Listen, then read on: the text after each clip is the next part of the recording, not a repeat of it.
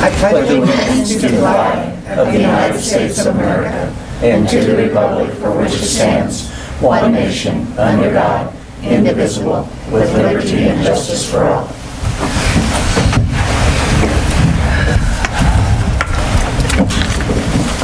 Roll call, please. Boss. Present. Pipia. Graham. Present. Hughes. Present. Fry. Present. Schroller. Present. Throm. Present. Barnes. Present. I have a quorum. All right, the first order of business is the approval of minutes. There's some of Terry's, Councilmember Hughes's amendments. There's two of them, or three of them, I guess. And Terry, I assume that you're okay when on the second adjustment, or the second amendment, you said the specific article that you brought up.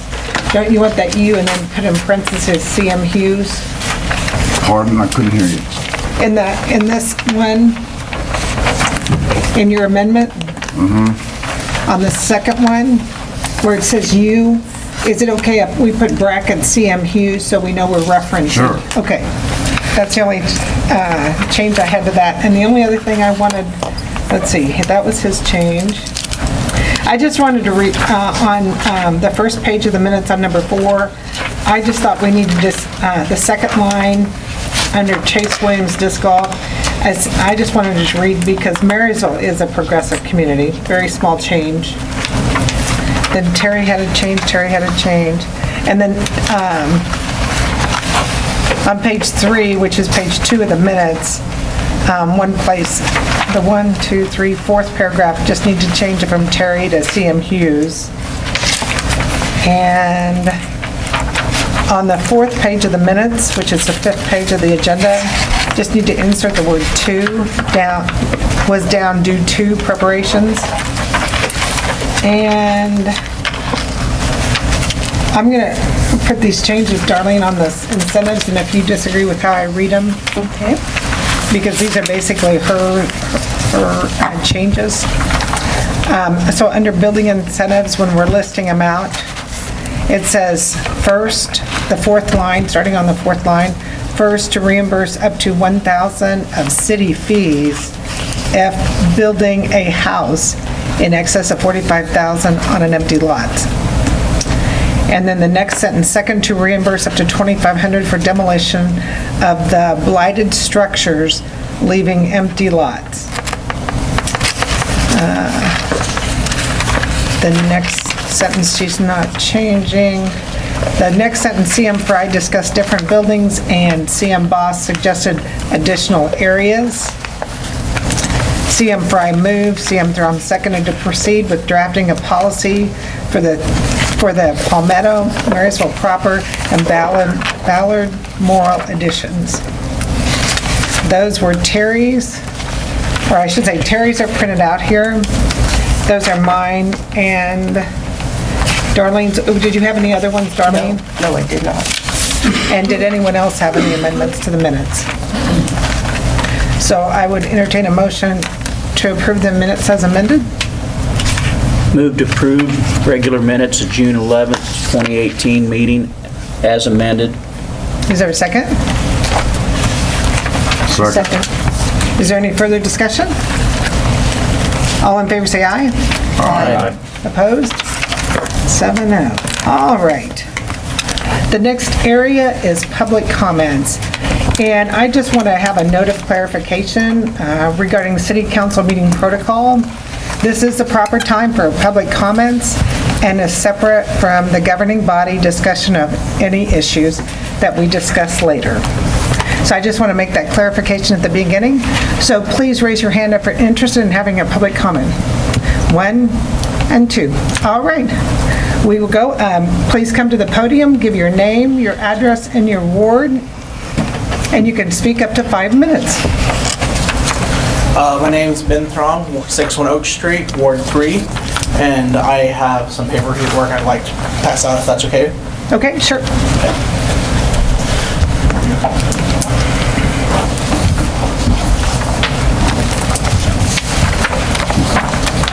Madam Mayor and the council, I'd like your permission to use the area behind Lakeview Park down past the picnic shelter. As you can see in the drawing as it makes its way around.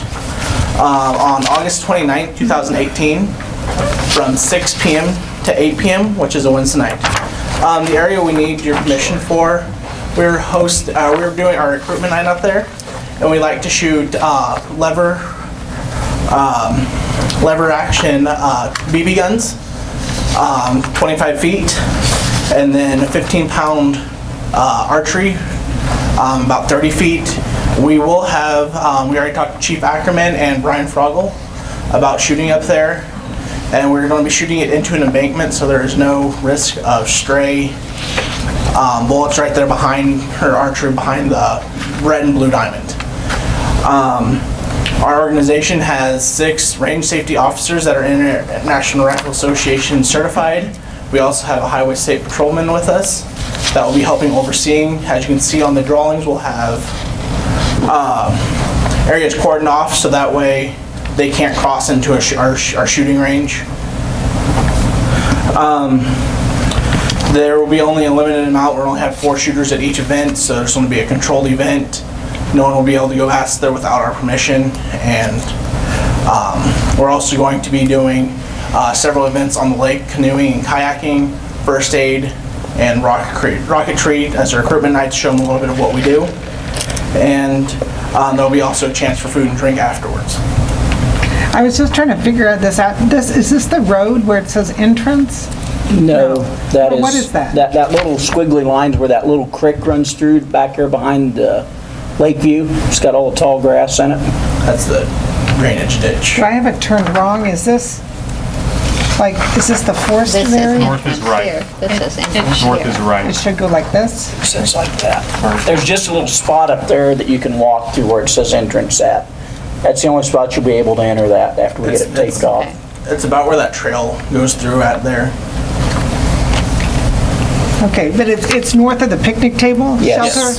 Okay, so it's kind of the area we walked in for the disc golf area? Okay. And so you're going to put warning tape on both of them? And so you want to, I don't know anything about leveraged action BB guns. Is Chief here? Chief, he's discussed this with you? Yeah, you don't have any ball games in August going on, and from what they're using, there's no concern at all. Would you prefer them to be at your gun range, or you're perfectly fine with them? No, they're fine with that. Okay, all it is you're talking, most of the other people know what a Red Ryder BB gun is. That's a single pump lever. That's what they're using. They're not even using high fire BB guns. They couldn't reach the dugout if they wanted to. So you've checked with Brian Froggle's schedule? Yep, and he was okay And with he's it. blacked it out that he won't book anything there? Yep. He said he'd be fine with it since school's out, or school's back in session at that point, so they'll be What day is that? Wednesday, August 29th. Wednesday? Okay. The when? 6 p.m. to 8 p.m. And when? on the Wednesday, August 29th, 2018. The reason why we're asking so early is we're getting ready for Marshall County Fair, and we'd like to pass out information flyers for this. Oh, makes sense. Makes sense. You guys have any questions for Brian Throm? Ben? I said Brian. Sorry, Ben. I wrote down Ben. I mean, as long as Chief is okay with it and Brian is okay with it, and I don't think you're going to damage the property in any way, right? No, we'll clean up all of our arrows, and we're bringing our own targets, so we're not using tape here, and we're using T-posts. Have you done this before, or is Yes, this something new? there's 6 of us that we've set up ranges down at Alcove Springs before and other areas. Have you done it at Lakeview before? Not at Lakeview yet. The only reason we wanted to do it at Lakeview is the proximity to the lake, so we can show our prospective members what some of the activities we do. We'll have our canoes and kayaks out there. Chief, are you concerned at all about this setting a precedence on?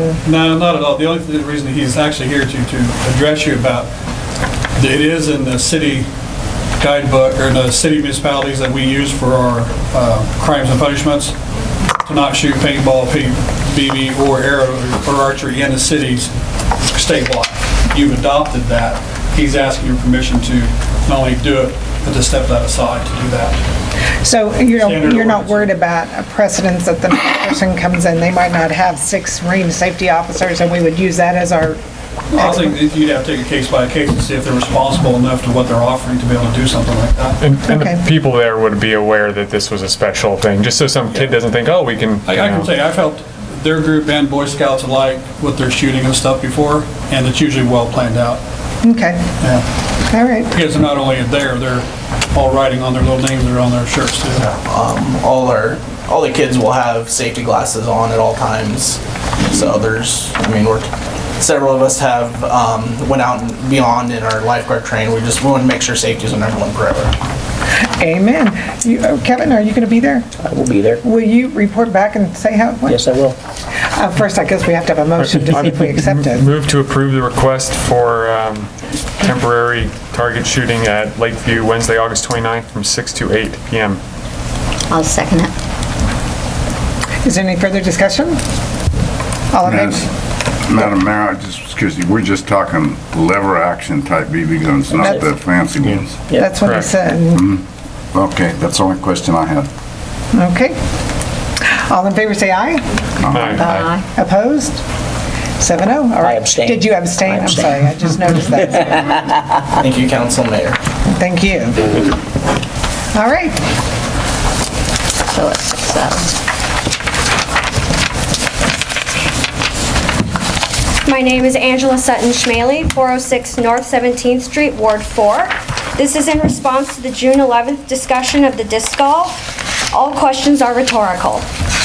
Social media is a powerful tool. Just for your reference, the live stream video of part of the 6/11 meeting has reached 3.4 thousand views. My own video, in which I express my concerns and thoughts from that meeting, has reached 3.1 thousand views. I want you to really let that sink in and realize that those views are not just from our own immediate community, but also friends and family of people who have shared this video. Just from my network alone, it has been viewed by friends on both coasts and even in Europe. Think about the image these people now have of Marysville. I hope you will be much more aware of how you represent our community publicly, as the videos of these meetings are easily accessible, as they should be. You are a smattering of what Marysville stands for, and right now our community looks as if we have no respect for our people or our future.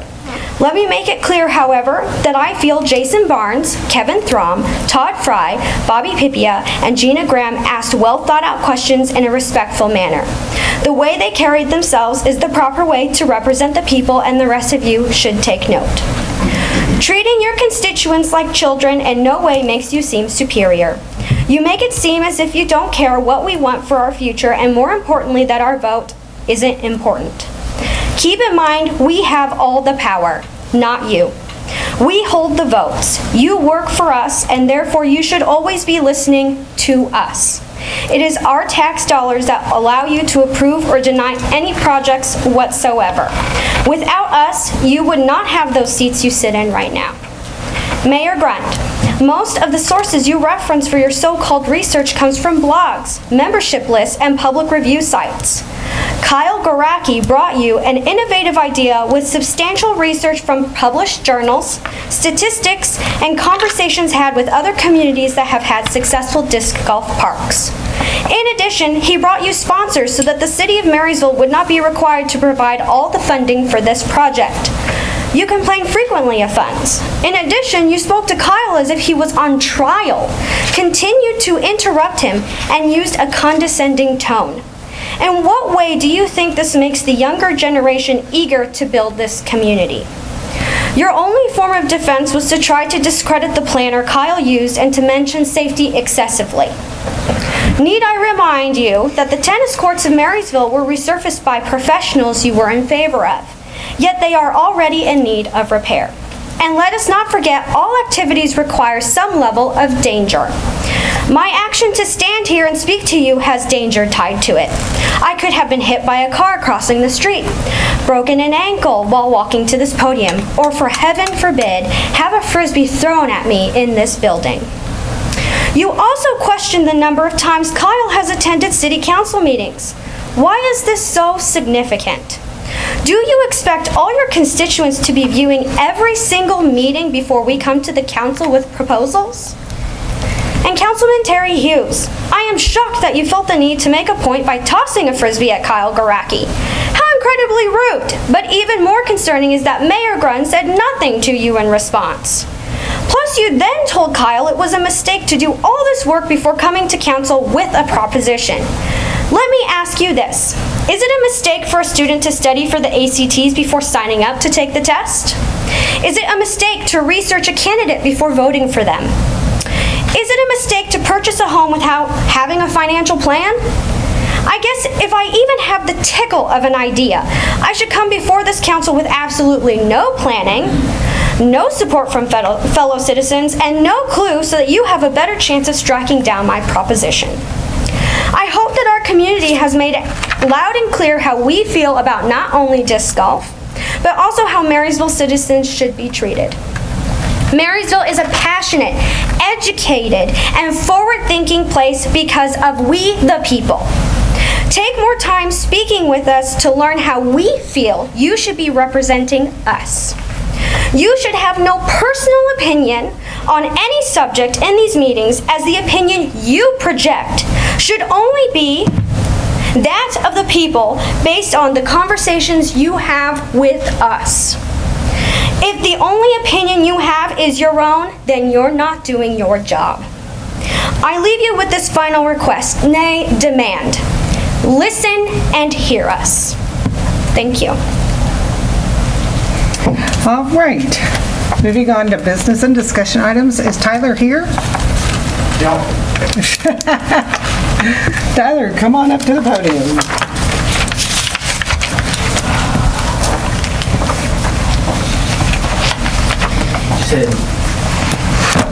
There, you got paperwork for us, I see. I did. Got lots of it.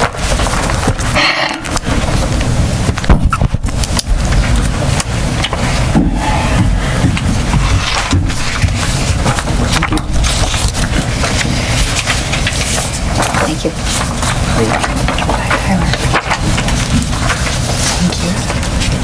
Thank you. You want one? Thank you.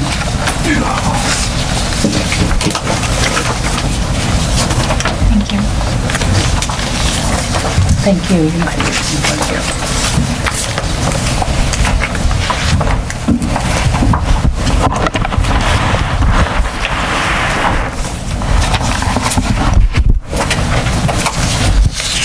I want to thank you for giving us a draft of these and having it available for all of us before this meeting. Hopefully it got out to everybody. Well, it was accessible for everybody, right? That's the key. Thank you very much. Yes, you know. Oh, the sound. Thank you.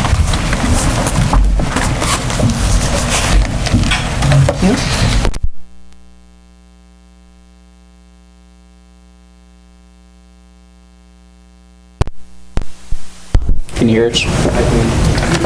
Okay, Austin. Very excited now. Very sensitive. Very.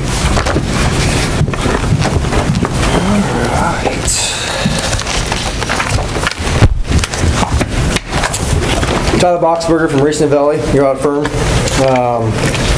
Just want to start off by thanking especially Debbie and Austin and their staff for doing a great job with us.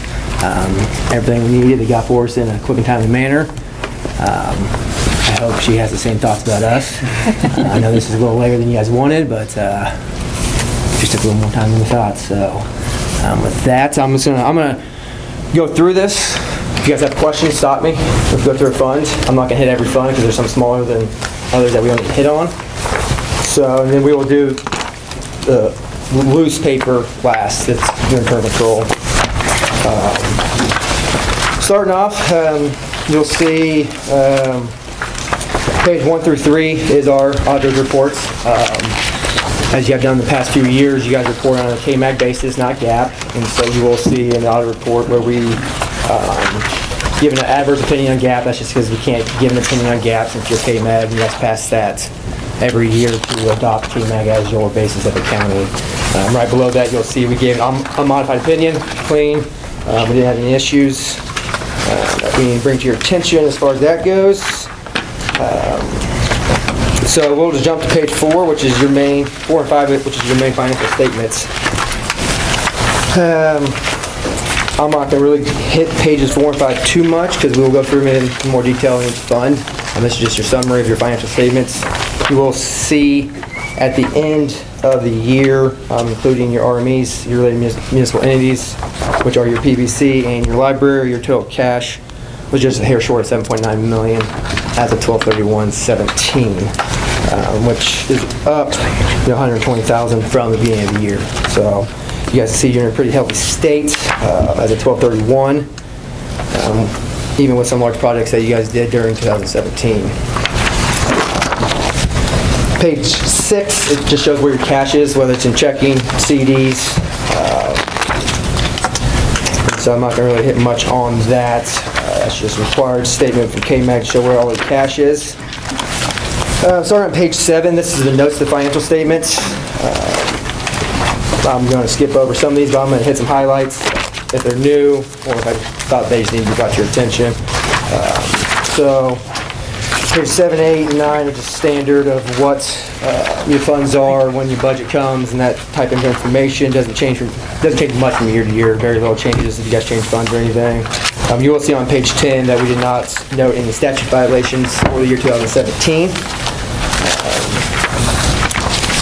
So if we skip to page, we can hit 13. You guys have probably seen this the past few years. This is your defined benefit plan. It's your CAPERS plan. It's just a new footnote that came out a couple years ago regarding your liability. You won't see that number anywhere on your financial statement because KMAG does not show balance sheets. So we report this so they can see what that net pension obligation is, which is determined by the state of Kansas. So let's see here, because where's the one I wanted to hit on, which is page 16. This information that you're presenting, you didn't make any changes from the draft you gave Debbie? Did not. These are all the same? Okay. Besides the information I sent you, the library, and then the footnote we're about ready to go over. Okay. Changes of the beginning balance, which I'll hit on. But everything else is the same? Correct. All right. Yep. On page 16 at the bottom, this will be a new footnote for you guys. There was a new GASB that came out last year regarding tax abatements and how they suggested that you disclose them. If you did GAP, you'd be required to. KMAG does not require it. Talking with Carla and you guys requested that it be included in your set of financial statements. So you will see that tax abatement with your 2 programs, which are the EcoDevo and your NRP program. And you will see the total amount of taxes abated for 2017 in that footnote. I think that's important for the public to be aware of that. So. Yeah, it's nice to show what programs you have available, just so someone's not aware, and also what's. So I think we should brag about it because that's a big amount. It's a big number, yeah. It's not a small number. I have had some cities not do it, but it's because they're small and it wasn't material to the financial statement. But most of the bigger ones, the counties, I've tried to push to disclose it just so they were transparent with their. Well, this is definitely significant to our overall ad valorem taxes. Correct. So. Yep. And as far as what year you guys are on, I don't remember off the top of my head. I want to say the big one was in year 4, 5. Is that right? So. You mean through other 10 years? Is that what you're talking about? Yeah. So. You will see in notes M also, we do show for any restricted, which is on page 17. Sorry, I did skip to the next page. Any restricted donations, and these are all in the library. You guys have got some restricted donations to be used for those purposes only, and so we do list those out so the public can see what is being donated to the library. And then note N. It was back in 2014 that the beginning balances in the library got thrown off. The total was the same. It was just whether it was in the general, the capital improvement, or the gift fund. So you will see as note N shows the movements between the funds, and so they're properly classified going forward in the library. And I know Carla and Carol did a lot of work on that. Go back to 2014. It would have been ending 13 balances carried forward to 14 is where we got off on. So we made entry this year to correct that. And our library director, Janice, is in agreement that these, both footnote M is correct and N is correct, so. So does anybody have any questions on that note about the reclassification between funds inside the library? And I should say she was very helpful, as well as Tony, to help get this right with Carol, so it was a combined effort. Yeah, it was. It looked like Carol did a lot of work. You guys did a lot of work to get that to balance, so I know that it went back to 14, so. Any questions on that before we move on? Okay. Page 18 is your next footnotes, and this just shows you guys all your scheduled long-term debts. You guys had no new debt in 17, so this is just going to be carried forward, minus your payments for 17. You'll see at the ending balance you have a little over $6.1 million in debt between your revolving loans, your GO bonds, and then your capital lease agreement with the PVC. So, and then page 19, this just shows you what your payments are for the entirety for those notes. This would be paying them all off, no new debt. This would be the required payments. You'll see it's the first 5 years, and after that, it's in 5-year increments after that. So, moving on to page 20. This is just a summary schedule comparing your budgets to your total expenditures.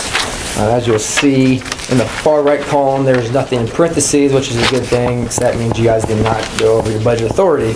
So, there's nothing really hit there. You guys were well under all budget items this year for 2017. All right, let's page. Yep. Tyler, is that throughout the year or just year end? How do you look at that? That's as of 12/31/17. So we look As at of total year end. expenditures compared to your budgets, plus if there's any amendments, which you guys didn't have. So it's just comparing your budget to the year-end expenditures. So that would be as of snapshot of 12/31. Page 21. We start with funds. This is your general fund. There's not a whole lot to hit here. Your revenue was pretty similar to last year. It was increase of approximately $45,000. That was about $20,000 short of your budgets. So all in all, it's pretty comparable to where you guys were and where you guys expected to be for the year. Expenditures, you pretty much were the same exact as far as expenditures goes. In the general fund, you were down about $27,000. So your revenue was up, expenses down. So overall, the general fund stayed pretty consistent with prior year. If you guys want to go through every single department, we sure can. I don't think it's necessary with how terrible it was, but that's totally up to you guys. So if anybody wants to go over anything, just let me know and we can go through it. I just didn't feel a need to go through one by one. Well, we've had a couple of budget workshops, so we're pretty familiar with the year-end numbers, looking at 2019. So. And since you didn't have significant adjustments. Yeah, the only one we had was that encumbrance to Hall Brothers, I believe, for the clean project. That was the only encumbrance we booked. So I was going to hit on that, but I guess we could take care of it there. I don't remember what even fund it was in, but I was going to get to it later. So the general fund goes all the way through page 24. So if you flip to page 25, this is one I really have much to say about. It's your bond interest. You'll see it. You took in quite a bit more than you spent this year. That's just some debt payments that normally came out that didn't this year. So streets and highway. You will see that the ending unencumbered cash balance is just short of $58,000 this year, and as of 1/1/16, this fund was approximately $156,000. So in the past 2 years, you guys have spent almost $100,000 in this fund. So it's That was on purpose though, because we're trying to build it keep up? our chip and seal expenses all in one fund rather than having them spread out throughout the funds. So that was kind of purposeful. We knew that was going to happen. So I'm just making you aware it is 50,000 in 16, 50,000 in 17 is where that 100,000 drop came from the past 2 years. So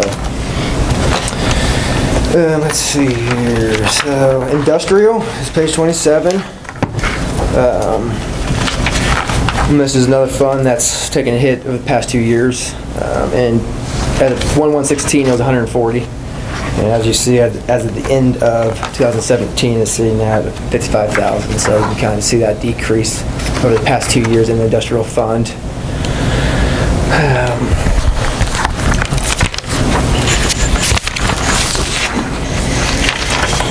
And it's because, if I remember right, Debbie, in 18 you had a large hit with legal fees due to that geometric project. If I remember right when we looked at that. Are we talking about the industrial fund now? Correct. FEMA stuff, wasn't it? Or that On the lot, on the industrial lots. Oh, the flood study. Floodplain. Yeah. Yep. And so That's there's- probably a once in a 20-year Yeah, thing. so that's where a big hit this year, 16 came from, was that study, so. Let's see. Pages 28 and 29 are dealing with the library. So the library and the library employee benefit fund, they stay pretty consistent year over year. So there's really not much to hit on, since we'll hit on the library later on.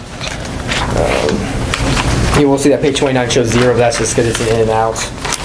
So there's very ever little money, unless there's a timing difference at the year end. So special parks and rec. Have you on this? No, I didn't. I thought I did. I didn't. Yeah. I didn't have anything noted on this one. That was special improvements. So, page 31 is your employee benefits. You will see that this fund has continued to rise in the past 2 years. Over the past 2 years, this fund has grown from $164,000 to $268,000 in the past 2 years, so the past 24 months. And this is where you pay all your employee benefits out, health insurance, all that. So We it just always never goes know up. what our rates are going to be when we prepare the budget, so we have to err on the high side. Yeah, good luck guessing what health insurance is going to be in a year and a half from now. So that's why it's always tough to guess what health insurance is, because it can go up 100%, and it can go up 10% in a year. So that's why it's going up. It's just you guys are taking in more than what you're spending as far as your benefits goes, and taxes and everything. So transit and gas tax. Pretty much year over year, you guys spend pretty much what you take in, so it increases a hair every year. Nothing really hit on that. Sales tax improvements. This one kind of really fluctuates. If you look over how much you guys look over the past few years into the budgets. 1 year it's 700, next year it's 900, next year it's down 700. It kind of just depends what projects you got going and what you want to spend it on. So it really depends on what project's going. And so it was up and down. As you'll see, it was down 190,000. The year before that, it was up 190,000. So you're pretty much right where you were 2 years ago as far as the ending balance inside the sales tax improvement fund. 34 is your swimming pool sales tax fund. You will see that you are taking in more from mainly your taxes than what you're spending now. This is where the swimming pool is paid out of. So I did note that as of 1/1/16 it was about $1 million, and now it's 1.4. So you're up about 400,000 inside that fund as far as any cash goes inside it. Let's see here.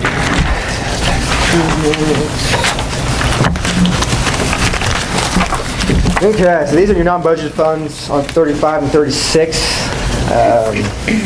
The one I was going to hit on was it's actually on page 37. This is also this is your capital projects fund. It's the special improvement funds. If I can find my notes,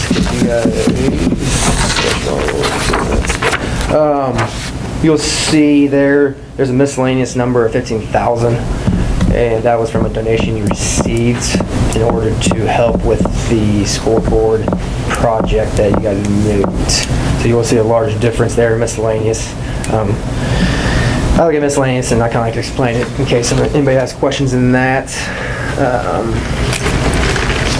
And then your cap improvements, you will see over the past few years, this is another one that's kind of been drained. The past 2 years it was $160,000 as of 1/1/16, and you'll see it's down to $24,000 as of the end of this year. And so that fund is getting pretty low for you guys.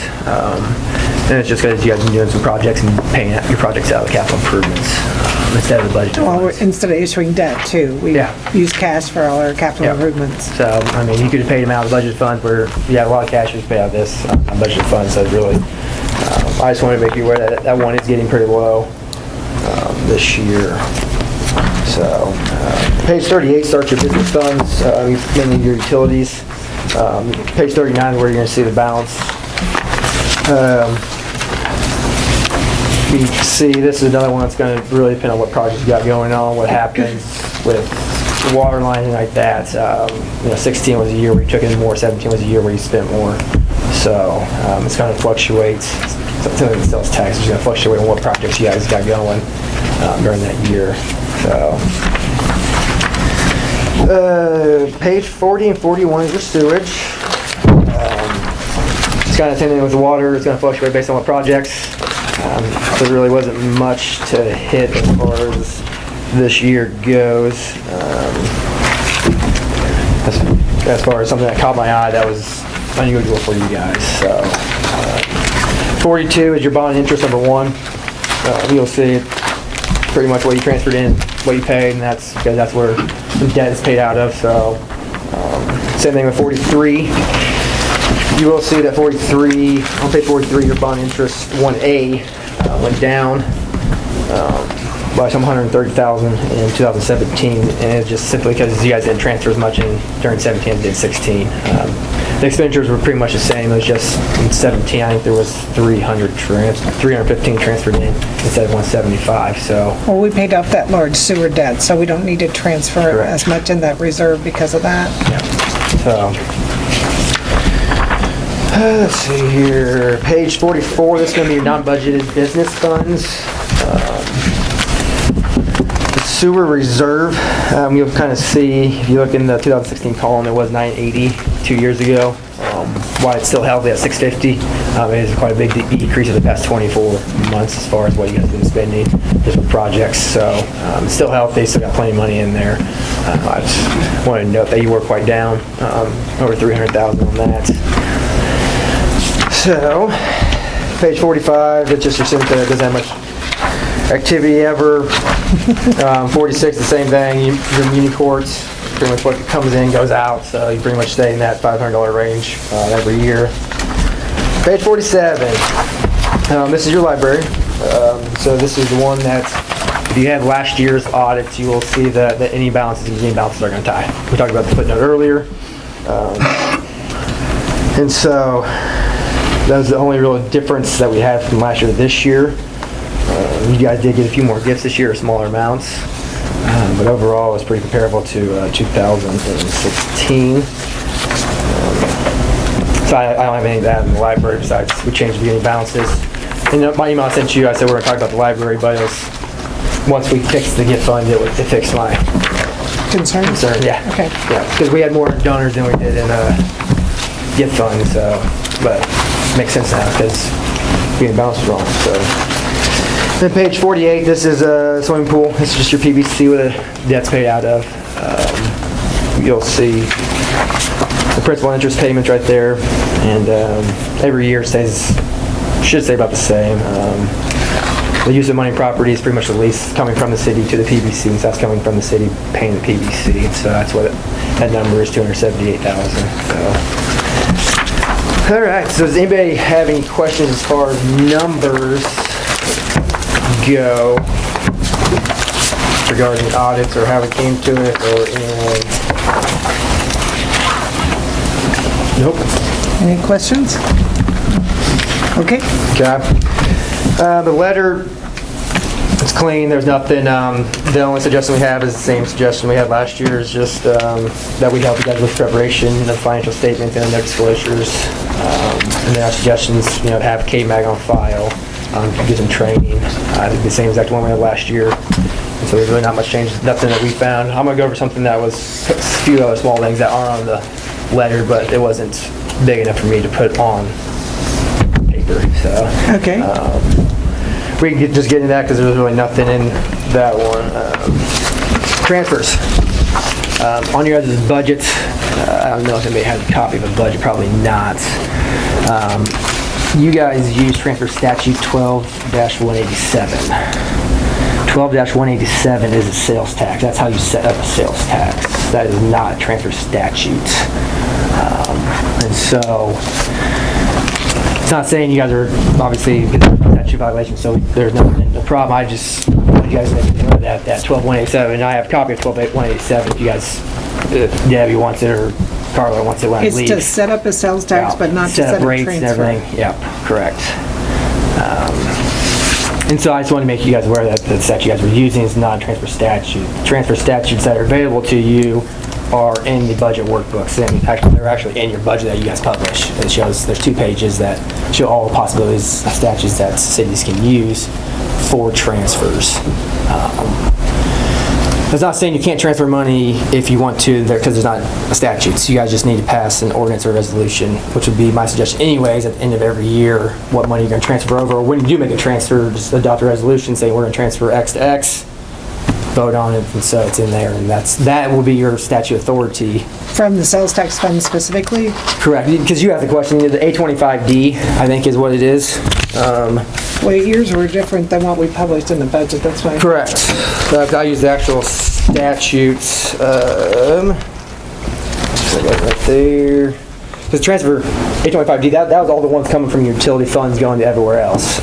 Transfer from utility fund, that's kind of just a general transfer statute, which is the 12A25D.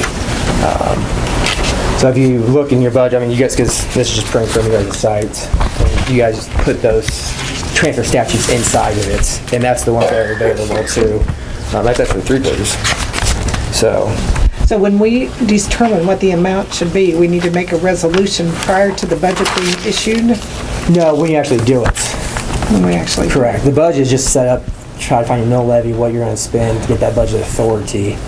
So prior to the beginning of the year, 2019, we need to do it. Well, if you most people make their transfer at the end of the years, and so probably something happens in December. Once you actually say we're going to transfer $200,000 from water utility to water reserve, just put even if the transfer has a statute that you can use, I just put in most time I see is everybody. It's just 1 page, here's the resolution, here's all of our transfers, and that's what we're adopting. We used to do that. Yeah. And how can we stop? Carol suggested or said we didn't need to because of the statutes. So if there's a statute available to you, you don't need to. Okay. So more, if you're going to use the statute, there's just some, like sales taxes that have an exact statute, just because there's no way they can create so many statutes for every single possible fund that's created in the state of Kansas. And so once you adopt, you can adopt an ordinance that says you have the ability to transfer from one fund to the X, and you can use that ordinance for the next 10 years. I've seen that in cities. So all we have to do is set up for these 2 that says council, is to set up a resolution prior to or an ordinance. that year. Okay. No, you just do it when you actually do it. Just adopt a resolution when you actually make the transfer. We usually make the spread evenly throughout the year. Like so just do it at the beginning of the year, then yeah. Because I've seen cities that adopt that ordinance 1 time, and they use it for the next 10 years as long as that fund's open. And the ordinance gave them the authority to transfer funds. So you can do that also. Okay. I know that City of McPherson does that, where they just adopt the ordinance 1 time once they open the fund, and that's it. So that was the main thing. On transfers, I did want to hit on last year on the internal control documents. We did mention something about the library independent bank reconciliations. We did note that this year that their board, I think it's the treasurer, is signing off on those, which is a good procedure to have, and so that's improving that. Can you hear that, Janice? No, I didn't. Oh, I'm sorry. He was complimenting you because your on your bank reconciliations, then you are having the treasurer sign off on them. So you, having a second set of eyes, especially one person's going to be doing most of the depositing, and the bank reconciliation is always a good thing. It saves you, it saves the employees, so we were happy to see that implemented by the library this year. So, and then the last thing that I wanted to hit on is your depositories. Kansas Statute 9-1401 requires you guys to state this is the banks we're going to use for our money. You don't have to do it every year. You guys did it many years ago. I just want to let you guys know that when you guys change council or you have a large overhaul, they do suggest reviewing that and then documenting the board minutes that was reviewed, and that you guys do agree with what they're using, just so the new members are aware of what banks you're using, what interest rates and all like that, as far as what banks you're using. So, because they do require you, if you had not, what you guys had a long time ago, put that in your board minutes. So you want it in the minutes that we yeah, just review that. it and document that you reviewed it. It's not required by State Kansas. It's just recommended by KMAG that once you guys have some new members on the council, that you guys do review that, just so everybody's aware of what's going on. So. Okay, we can do that. So that's all I have. Does anybody have any questions regarding the audits or anything that I brought up? Nope. All right. Thank you, guys. I thought you did a great job, so thank you. Thank you, guys. And if you guys ever need us, Debbie has my number and email, so if you guys do need us, we're always available. So. Okay. Thank you, guys. Thanks. Thank you, Tyler. Thank you.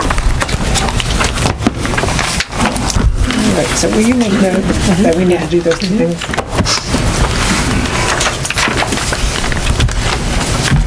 Do I need to sign something? But I printed that just in case you guys want. That's 12187. Oh, what we said we were using. Do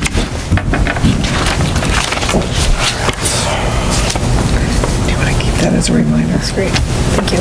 Okay, thanks again. Thank you, guys. All right, Greg Boss. There he is.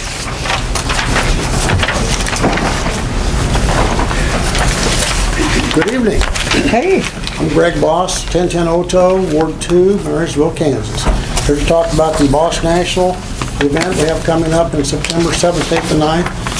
I will make this very short. Our committee, and we also, with not just the Boss Mustangs, we're also inviting the single overhead cam cars, which they never actually produce that engine in a car, but a lot of guys have put them in cars, and they're big and noisy and fast. They're included in this thing that's coming, and I've had several people call me and wanting to know if Mayberry has any kind of road course, drag strip, anything like that, and I tell them no, that we're a very, very small town, and they have 25 rooms reserved. So just to tell you how many cars that I think will be coming, a lot of them from California. Anyway, had a call last week and asked if possibly we could arrange a burnout area. If you're not familiar with the burnout area, I'm sure several of you are, but that's where the car actually sits still and spins the tires, maybe goes from here to your back wall and then shuts it down. Anyway, so it's hard to believe that I took art and got a blue medal and blue award in high school, but I drew you a little map on what I'm proposing, because I totally ruled it out. I didn't think anything on the brick streets or anything like that, residential, would be a good idea whatsoever. And so I've got with my group, about the 8 guys that are helping put this thing on from all over the United States, and showed them my suggestion, and they're all up for it. Basically, it is down at the end of where 3rd Street has a dead end going north, as you can see on the map. Rick Forrest owns the building first, Sherry Gregory owns the next building, and then I personally own the big warehouse that is sitting there. What I'm proposing is to put, and I just drew this out, but several round, big 1,200-pound bales on both sides where no spectators could possibly be injured or hurt, and probably just up to my driveway, and then inform the drivers of the car to do this, that if you don't shut it down pretty quick, you're going to either be on railroad tracks or in the river. And so I've talked to Todd Ackerman, the police chief, and Officer Dave Oldie, took them both down. They saw no problem with it whatsoever. And I've talked to Rick Forrest and Sherry Gregory. They both have no problem with it whatsoever. It looks like a terribly safe thing. There would be no alcohol containers taken down there, not past our barricaded area that we normally have roped off. I did call my insurance office Friday, and my man Nick was out, and I think Debbie has talked to her insurance about, the liability thing. I did talk to my insurance guy today, and he said the city of Marysville could be added to our policy for that event. And so, Nick, Debbie, did you get to talk to Nick today? I didn't. I didn't get to talk to him. Okay. Anyway, Nick looked into it. It's going to cost our group a couple $1,000 more to do this if we want to do it. But I haven't even talked to our group about this yet until I get permission from the city to do this. So don't even know that this is even going to happen. I've got to start with the city first. And so. Well, we appreciate you doing that. So where are the spectators then? Well, basically Rick Forrest said that on the south side of the bales going down the street there, where there's actually a trailer, he could actually put a trailer there. I haven't talked to Lando, but I know I could get a couple more trailers. And then actually on the hillside, where the bridge starts going up, the grassy hillside going up to the west, spectators could sit along that to watch that. So nobody, no person on the inside between the hay bales would be involved whatsoever. And also we would have it blocked off around the curve. We would have somebody manning a gate there, so nobody coming from the depot or anybody down there could possibly come that way. They would be stopped, and then that man would let this guy go out and then drive past up by Mike's OK and back into the car show area. We'd have to make sure nobody parked on the highway too. I think that'd really catch people's eyes coming over the bridge. So. Yeah, wouldn't want anybody on the highway, right. And that could be. What hours are you talking about doing it? Haven't even talked about it, okay. But the show starts at 8 o'clock in the morning, gets over. We got a live band and everything Friday night. I understand there's a band also going to be going on Saturday with a gravel dash. So probably 3 o'clock, someplace in there, maybe 3. And again, I don't know if there's going to be 2 cars or 20 cars, but I can almost promise you the people with the Boss Mustangs are not going to want to do this. It's going to be the guys with the big motors. And again, it's a show-off thing. So you'll do it once during the day? I'm trying to figure this out. Like at 3 in the afternoon, you'll do it on Friday and Saturday? No, just Saturday only. Okay. Just Saturday, and without talking to the group to see what time of the day, but it would sure be during daylight. It would not be in the evening and before the band starts and stuff like that. So maybe 3, could be 5 o'clock. I'm not real sure. And this is crazy, but they actually do this in front of the state capitol in Topeka every year. I go down to it. I've never done it yet, thinking about doing it one of these years, but they actually do it, and they do it for a solid block long. I mean, right in front of the Capitol. There's a couple police officers standing out there, and they got it coned off. Way, way, way less safe than what I'm proposing, because no hay bales, they just have cones. And so if a car would lose control, it wouldn't be pretty. But here, a car is going to take out a 1,200-pound hay bale, he's going to be in trouble, I would think. So. Greg, I know the only real inhabited house anywhere near there's right south of Rick Forrest. There's like a rental house, I think. Is that right? Yeah, this wouldn't involve that. No, just because they're close by for noise reasons or whatever. It might be nice just to let them know. Yeah, half a block away. Yeah, it is south of the alley. Because I think the sound otherwise will be pretty contained by the buildings in the hill. And that and the bridge and the hillside. It kind of keeps all of our other buildings to the side. And again, we may not have 2 people do this, but we might have 20. And so I don't know. The group is excited about asking for it, and whether it happens or not, it's going to be up to you folks. And it's going to be up to our group to know whether we want to raise the price of our insurance that much, because it's about a $2,000 bump for a $3 million liability insurance, and the city would be listed. Now you don't put a mat. I don't know anything about this. You don't put a mat down it. They just burn it on the street. And it is just a blacktop down there where the sewer has popped up again down there. So do we have to worry about that? About what? Our force main? No, if it's going to... We'll probably add to the blacktop on it. Probably put a little more rubber down. So. Rubber street. Rubber street. Is it east of where we have gravel right now, where we had to dig that up? Actually, yes, it would be east. The gravel's down there? Yeah. It could actually be east, and I would ask, and I've talked a little bit about to Debbie, that maybe for that weekend they put in a little bit of just cold.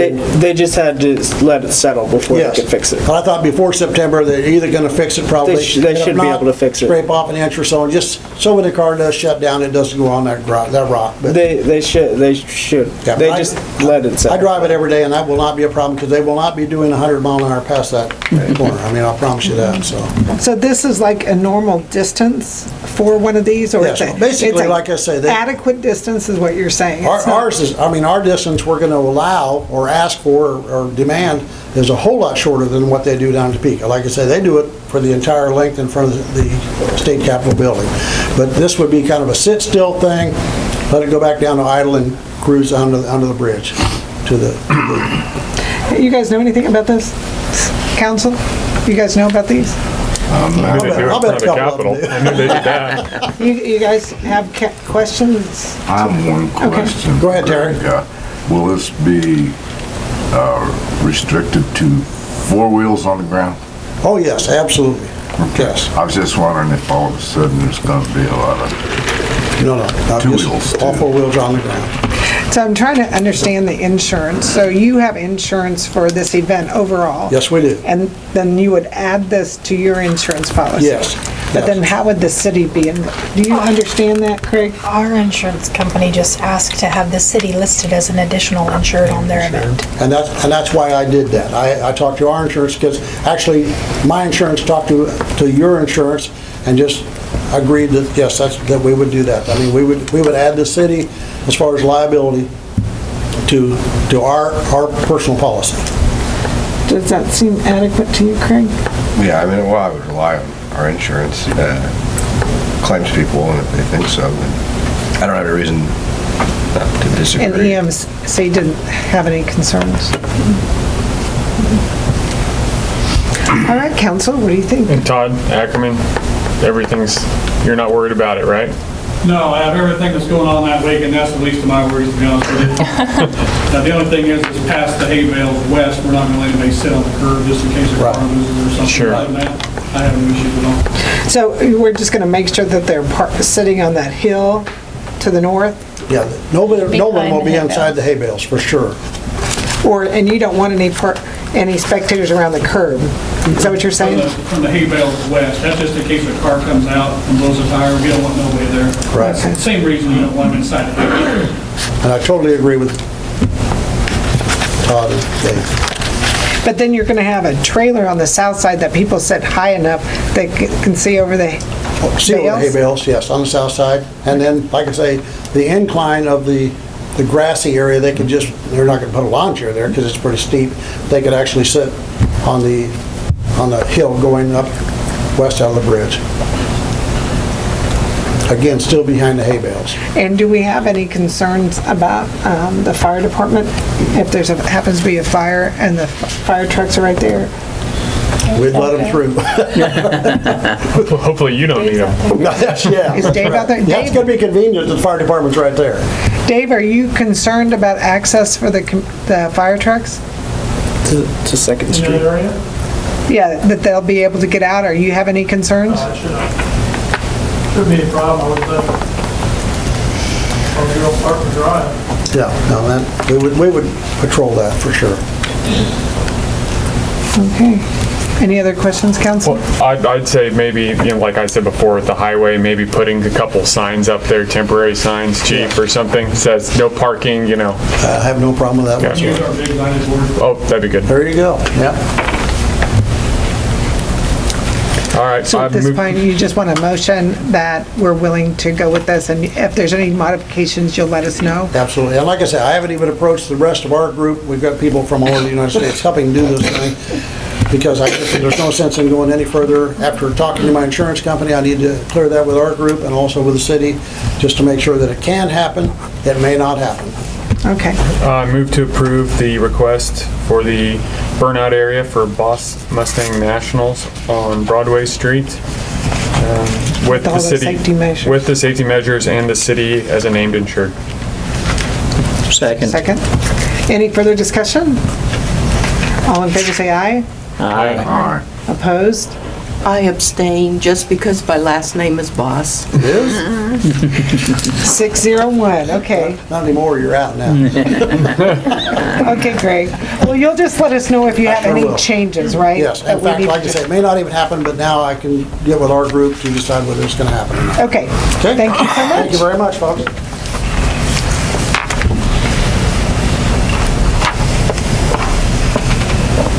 All right, Sunflower Credit Union.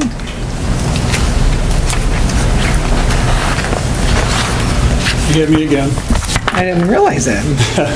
I actually sit on the building committee. Part of the board of directors is here behind me for the credit union. Everybody does how to see how the credit union's going up down there. It's going to be pretty big. We're back to have you guys reconsider replacing the alley back there. As you can tell, it's going to be a pretty nice place down there. We worked on over $1.5 million to put that in. And the only thing we've asked of the city is replace the alley that's down there. Now, to make it like what the alley is to the east, you'd have to go just a little bit wider. And we would hope to do that to where they could drive either way out of the credit union if they want to. There's a gas main on the west end, and we've been talking to them about it. And any associated costs, we would understand absorbing that. But it's, to me, we look at it like a street. The thing's been paid for once. Why should we have to pay for it again?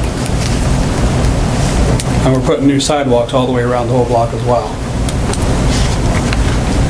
The original estimate about it was $33,000 to $35,000 to replace that.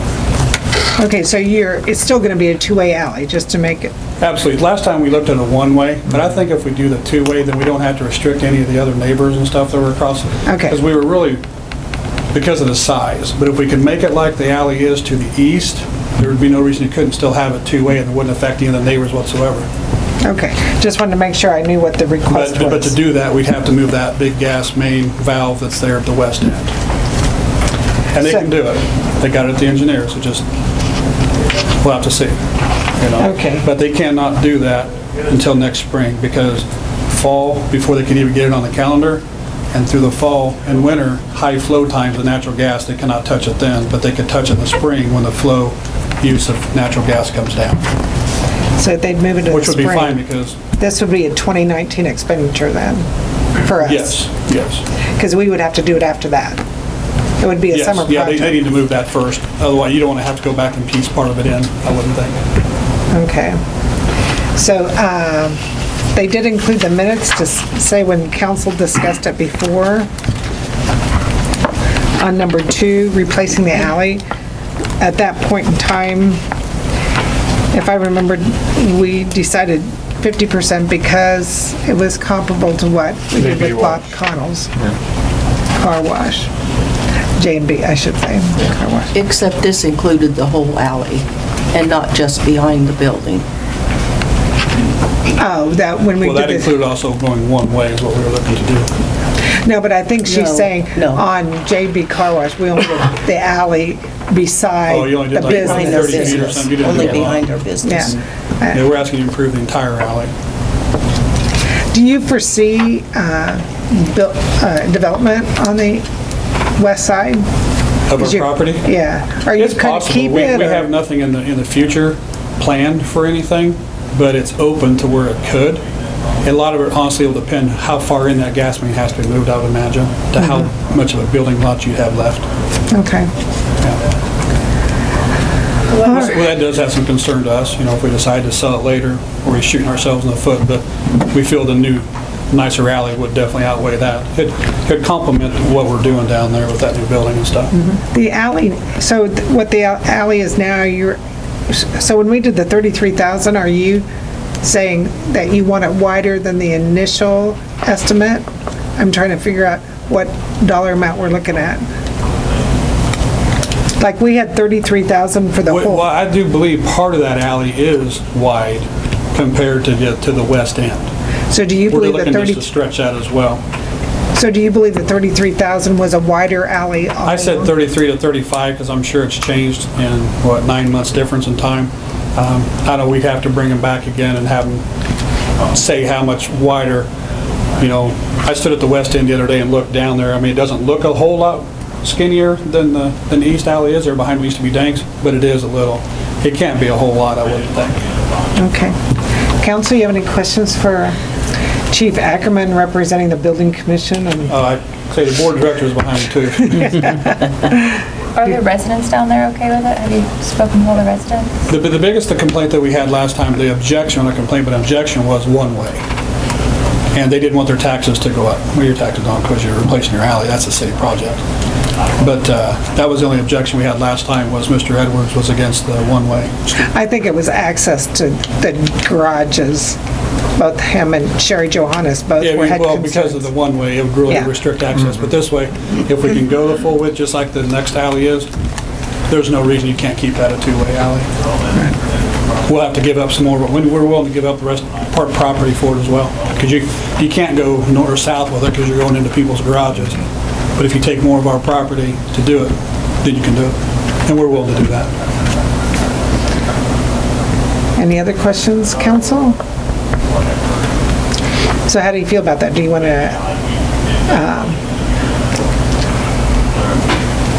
do you want to change? I mean, we have committed 16.5 to that project as it is. So if you guys want to change that, we can have another motion. You said all the sidewalks are going in new around the property? Yes. That's still true. Yes. Is the credit union getting any assistance from the city on any of those? We haven't filed anything I'm aware of yet for it to be torn out. We may ask for help to being tore out. That's why I just didn't know if we were already To be honest, I haven't even thought about the tear out aspect. Because we have before. We haven't, isn't that a pretty new sidewalk in there though? Didn't we put that new No, sidewalk? when you replaced all the front end parking, you did not touch the sidewalk. No, yeah, Really? it's just the peninsula. Because for the original concept was the guy was going to put a car wash in there and he was going to develop that all out and it did not ferment, so everything was left alone. So that's why we're having to pick that project back up. So are you saying that if we would make a possible offer, you would do all the sidewalks, or you're definitely doing all the sidewalks? Oh, we're definitely doing all the sidewalks. Okay. I say we wouldn't ask to help being tore out though. Okay. Are you asking for help paying to put them back in or just tear them out? What's that? The 50% sidewalk share? That's what The 50% sidewalk share? That's a 5-foot sidewalk. Oh. Policy is for residential. Oh, that is true. Not You did it for United and Westar, I believe, so the projects that We did it for United and Westar. Westar was very recent.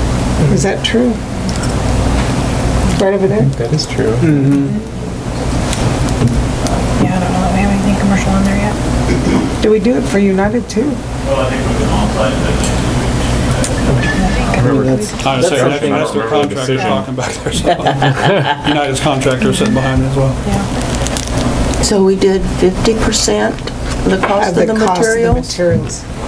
And the rip out of cities, isn't it? I don't remember what your program said. I've never had it. I don't have any sidewalks in my house. That's right. Madam Mayor? Yes. What did we do for Connell? He didn't have sidewalks. He had an alley, though, we're talking alley too. The alley, I don't think we gave him any assistance on the sidewalks, right? No, there's no sidewalk. Okay, well, I It's just a slab to the... Just wanted to make sure, but we paid for 50% of the alley for the distance of his car wash. We didn't do the whole alley, we just did the distance north of his car wash, or their car wash, I should say. I'm not sure why they didn't ask for the whole alley. I mean, it's y'all's alley. I don't know why they didn't ask to refinish the whole thing, because it improves everybody's access then for the whole block. I think his concern was really on cars coming and going as far as Being keeping them wet, going through clean clear and, up in there. yeah. I suppose.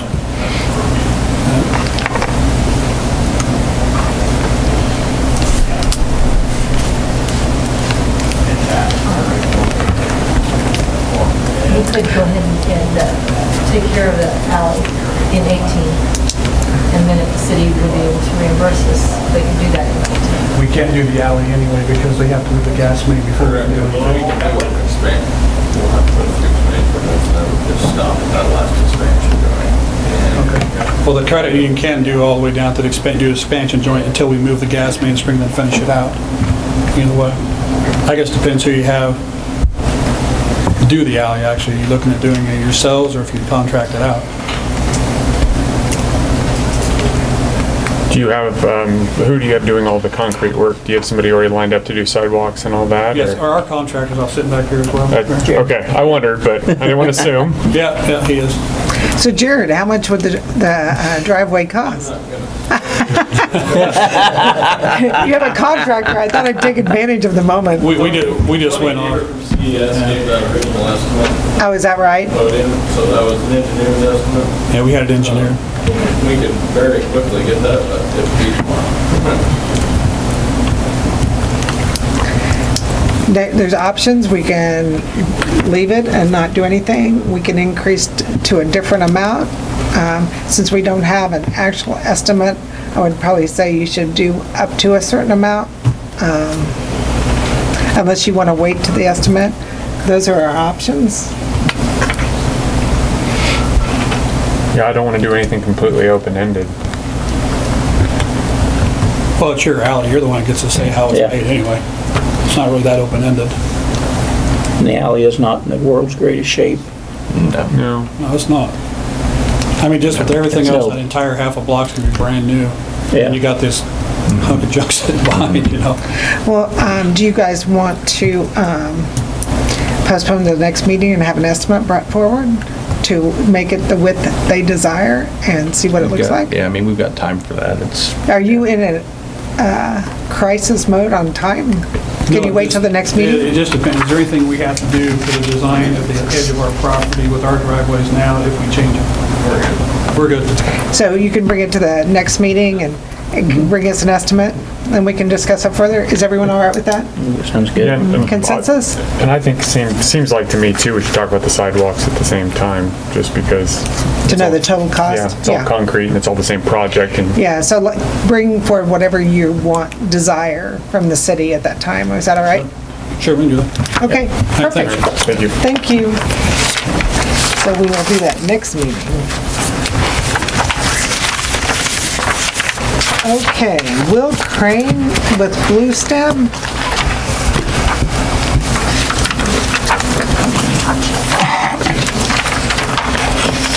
Hello. Hi. I'm Will Crane. I'm with Blue Stem Energy Solutions, and this is Matthew Robinette, who's also with Blue Stem. I have been speaking with Austin, and we are here today to kind of present this development services agreement to you guys.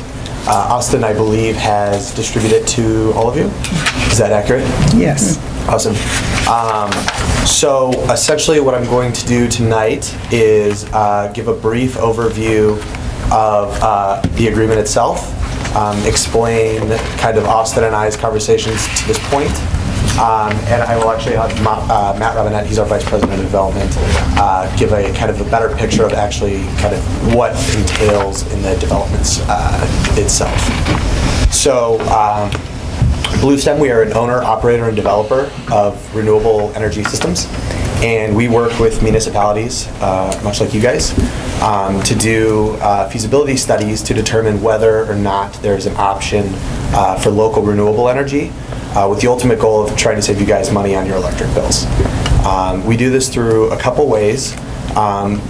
With a town like yourself, what we would do, and Matt will probably embellish on this one a little bit, is look at all of the municipally owned buildings and facilities, and we will kind of determine how much energy you guys are using at what specific times, and then we will come back with a turnkey proposal with some renewable technology, in this case most likely solar energy, that essentially should save you guys money on your electric bills through a power purchase agreement or some form of agreement like that. This is a free feasibility study, so we don't take a fee up front. Essentially, in this agreement, if you read, there's a clause that lays out exclusivity. So essentially, we would have a predetermined period of time where we agree upon. In this agreement, it says 1 year, and during that 1 year, we will take on all expenses necessary to develop this project. And at the end of it, we will come back to you with a turnkey proposal that you guys can either say, yes, we're interested in kind of going down this path, or no, we are not interested. If you are not interested at the end of this agreement, you are not entitled, you don't owe us any money, and you also do not, you don't have any other time commitment. So there is truly no cost. The only cost in this is, you can see it in the early termination. So if you choose to terminate the agreement before the term is up, then there would be a fee up to $25,000, which is the cost cap, plus 15%, which is in the early termination in Section 5. However, if you do go through the whole process, there would be kind of there would be no fee to you guys. The next thing I want to kind of state is, at the end of this, if you do choose to go forward with a project, we, as an owner, operator, developer, we do all the financing. You guys would not be responsible for any capital expenditures. We would finance the entire project ourselves. We would construct it. And the only way we would ever get paid in this arrangement is if we do decide that we come to a term and we actually are generating electricity that you guys are using. Matt, do you want to say something really quickly about kind of what actually the development entails and kind of some of the things that go along with it? Yeah, thanks, Will. Yeah. Good evening. Like Will said, my name is Matt Robinette, and I head up the development team at Bluestem. Appreciate the opportunity to be here in front of you tonight, and look forward to the potential development with the city. Just very high level explaining the development process. Like Will said, the first thing we would do is identify all of the facilities that the city wants to take a look at. We would gather information from you and identify the load that exists in each one of those facilities. So we would do a load analysis, which allows us to see what the energy usage is at each one of those locations. Once we understand the load, we then would look at any siting constraints that might exist at each one of those facilities. Between looking at the load and those siting constraints, we then can identify the potential opportunity and design arrays to maximize that opportunity for the city. Once we have the designs of the arrays, we then would consolidate all of those developments or those designs into one project, and we'd send them out for bid to an EPC. And so that allows you as the city to take advantage of economies of scale. Instead of looking at multiple smaller arrays, we can bundle them into one site with multiple interconnects at each location. We then get construction costs. Through that process, we have the size of the arrays. We know the generation that they're going to bring to the table, and we've got construction costs. That allows us to do some internal feasibility studies and identify the economics for the city. And so we then would bring that information back to the city and offer you long-term pricing. So like Will said, all we're asking for you is the opportunity and the commitment to commit to us, to give us the information we need to do to provide our studies, or to conduct our studies, and then we come back to you showing you the economic benefit to the city. If at that point you feel like there's no long-term benefit and you don't like the price that we bring back to you, we both walk away with absolutely no cost out of your pocket. So it's very low risk. There's no upfront CapEx. There's no long-term operations and maintenance risk. All of the development funds or the funds needed for development are on our dime. You're just making a commitment to work with us and give us the information we need to carry out our studies. You know, when I looked at these other ones that you did that you included in the packet, most of those were with cities that either produce or distribute electricity. True. We do neither of those. And then a solar project that you did in Creighton was kind of a major project, right? Yeah, absolutely. Well, so I'm trying to figure out how it interfaces with our city, since we don't have electricity as a utility. Yeah, great question. So, I mean, yes, it is a bit different style of a project. This would be kind of more of a behind-the-meter project per se. But, I mean, we are set up to where, I mean, we would essentially look at probably some rooftop applications, potentially some ground-mounted applications, and it would, I mean, it would be energy that is feeding in directly to your buildings. So it would essentially be offsetting energy that you would otherwise be purchasing elsewhere. So how does that work when we have a franchisee agreement with Westar? Tell me how that works. Yeah, great question. So, I mean, it works in tandem with. So you're still going to be getting energy from Westar. You're essentially just going to be purchasing other energy kind of in tandem with this. It would be no different than if somebody put solar panels on their house. They're still going to be getting energy from Westar most of the time. However, a portion of their energy will be coming from the solar panels on their house. Well, since we as a municipality receive franchisee fees for that electricity that they provide for as a sole provider, I mean, we're not crossing any lines. I mean, help me a little bit here, Craig.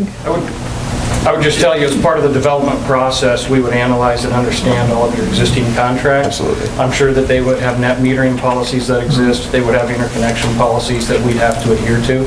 And so through the development process, we would understand those constraints. And so when I talk about, you know, the constraints of the, that would help drive the size of the designs, that's one of the constraints that we would look at. So, you know, we're looking at load as a constraint. We're looking at geographic area that's available as a constraint, so we'll talk whether it's rooftop or ground-mounted area that would work for the interconnect, and then we would look at contractual constraints. I was going to say, because that's my greatest concern. I'm all for renewable energy. I think it's great. I'm just trying to figure out, you know, to be honest, franchisee fees are a significant portion of our revenues, and from a revenue generating for our city with Westar, so I certainly...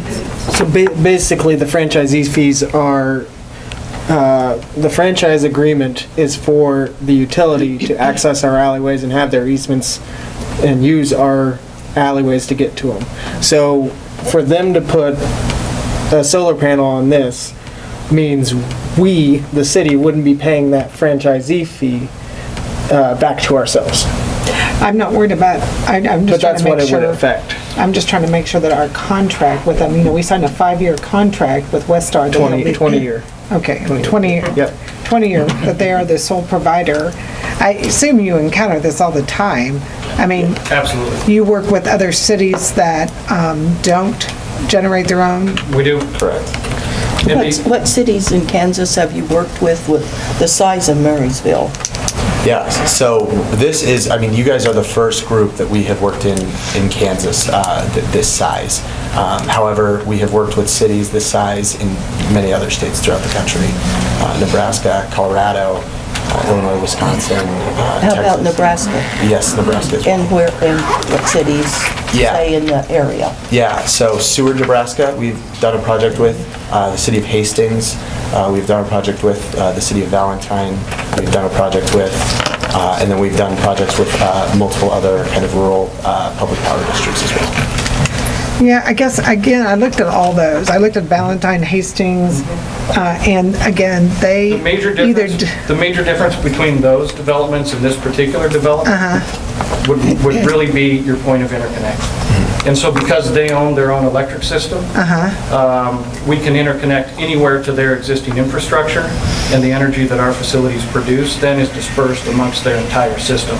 Because you don't own your own electric infrastructure, this point of interconnect would just be behind the meter on your municipal buildings. And so the size of the project obviously is going to be much smaller, but all of the energy, instead of being used around the entire city of Seward in that example, would be used at your particular facility. Municipal owned building. So and you wouldn't be selling, would you actually develop so that you sell some to Westar potentially, or not? We would design the arrays to where you are using almost, if not 100% of the energy that this facility would produce.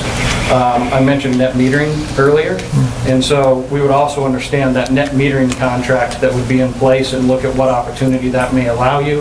Oftentimes, for any kilowatt hours that you don't use directly, they would allow you to sell back to them at some tariff And so once we understand what that tariff is and if there's any value to you as the city, that would help us drive the size of our designs. But just in general terms, we would size the arrays to your minimum loads during daylight hours. And so it would maximize the opportunity to you. You're using almost 100%, if not 100% of the energy directly. So can you tell me of a city that this type of project you have used? We don't have any of these projects that have hit COD or that are in operation today. Okay, because I looked at your website trying to find this, trying to figure out how to tie this to Marysville, Kansas. Yep, so we're a Nebraska-based company based out of Omaha, Nebraska. And because of that, we started business in the state of Nebraska, right? We were started in 2008 out of a 95-year-old construction company.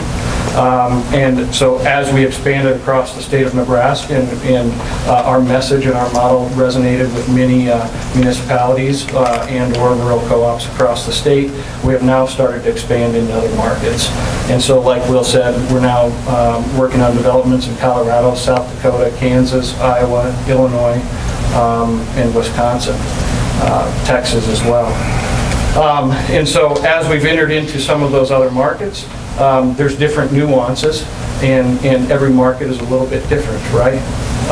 And so as we've entered Kansas, and you know, there's municipalities that don't own their own wires. We've just started encountering this type of development. Illinois is very similar. And so we have this type of development that are in development, just none of them have reached COD yet.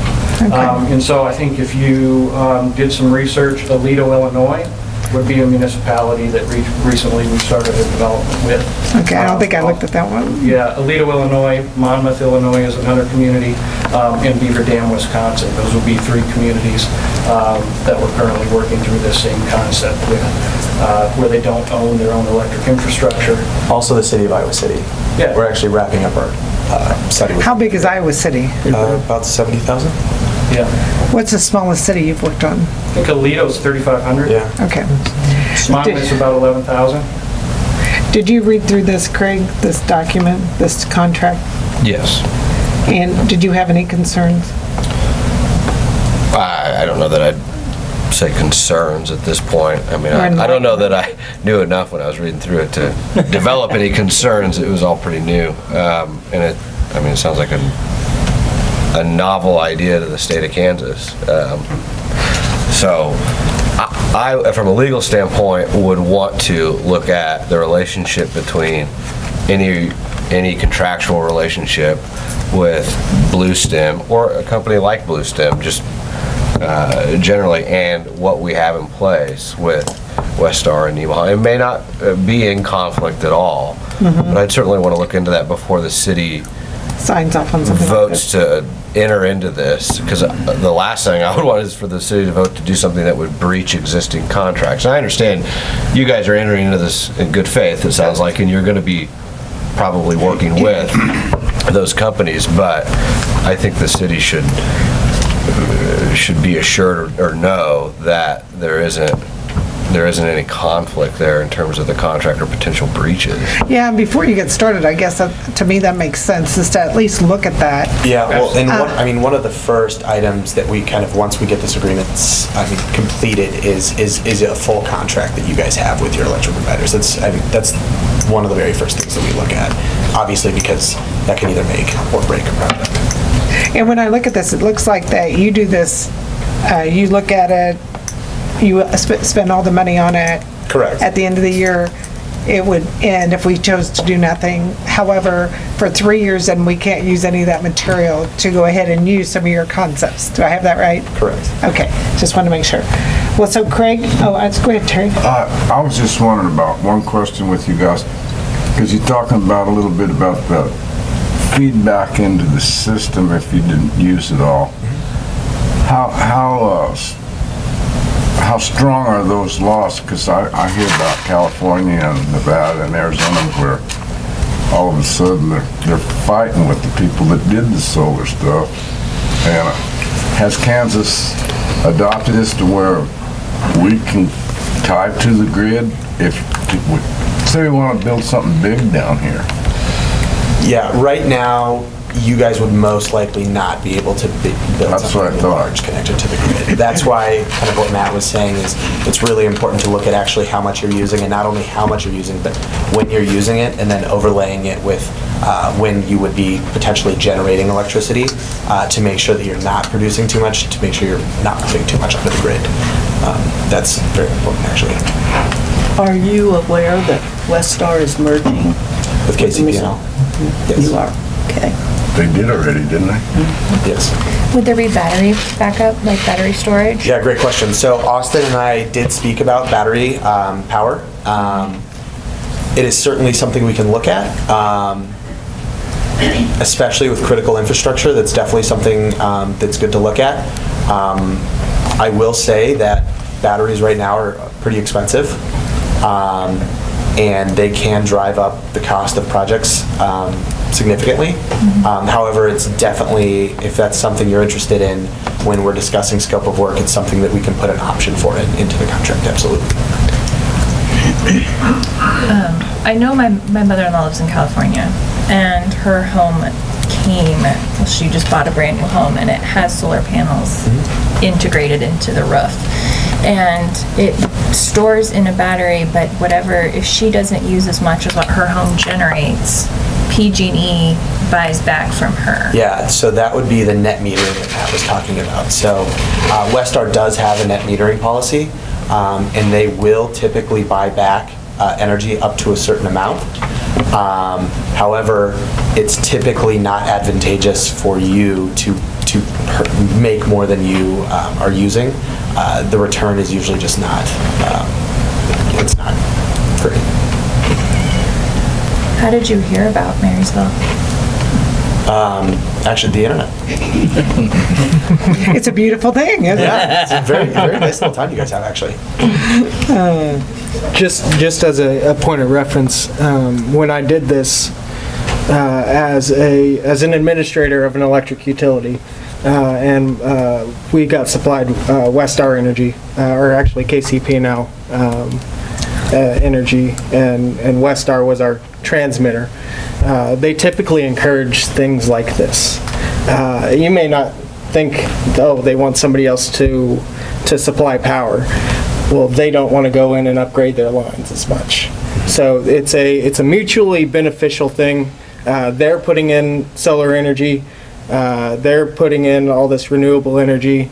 They also have to upgrade their lines on a regular basis. And the less we draw from their lines, the slower they have to upgrade their lines. So it's, if you look at how much their power, their plants put out, that's also another consideration. They don't want to build another plant.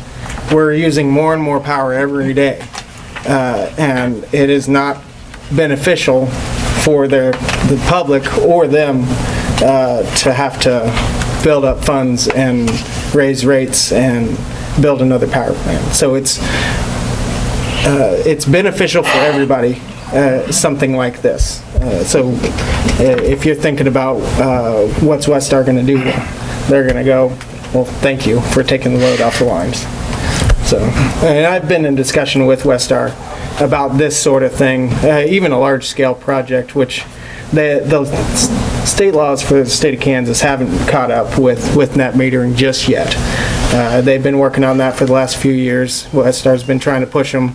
There's no requirement or for Westar really to pay us back if we go over in producing our electricity, but they're working on that. So.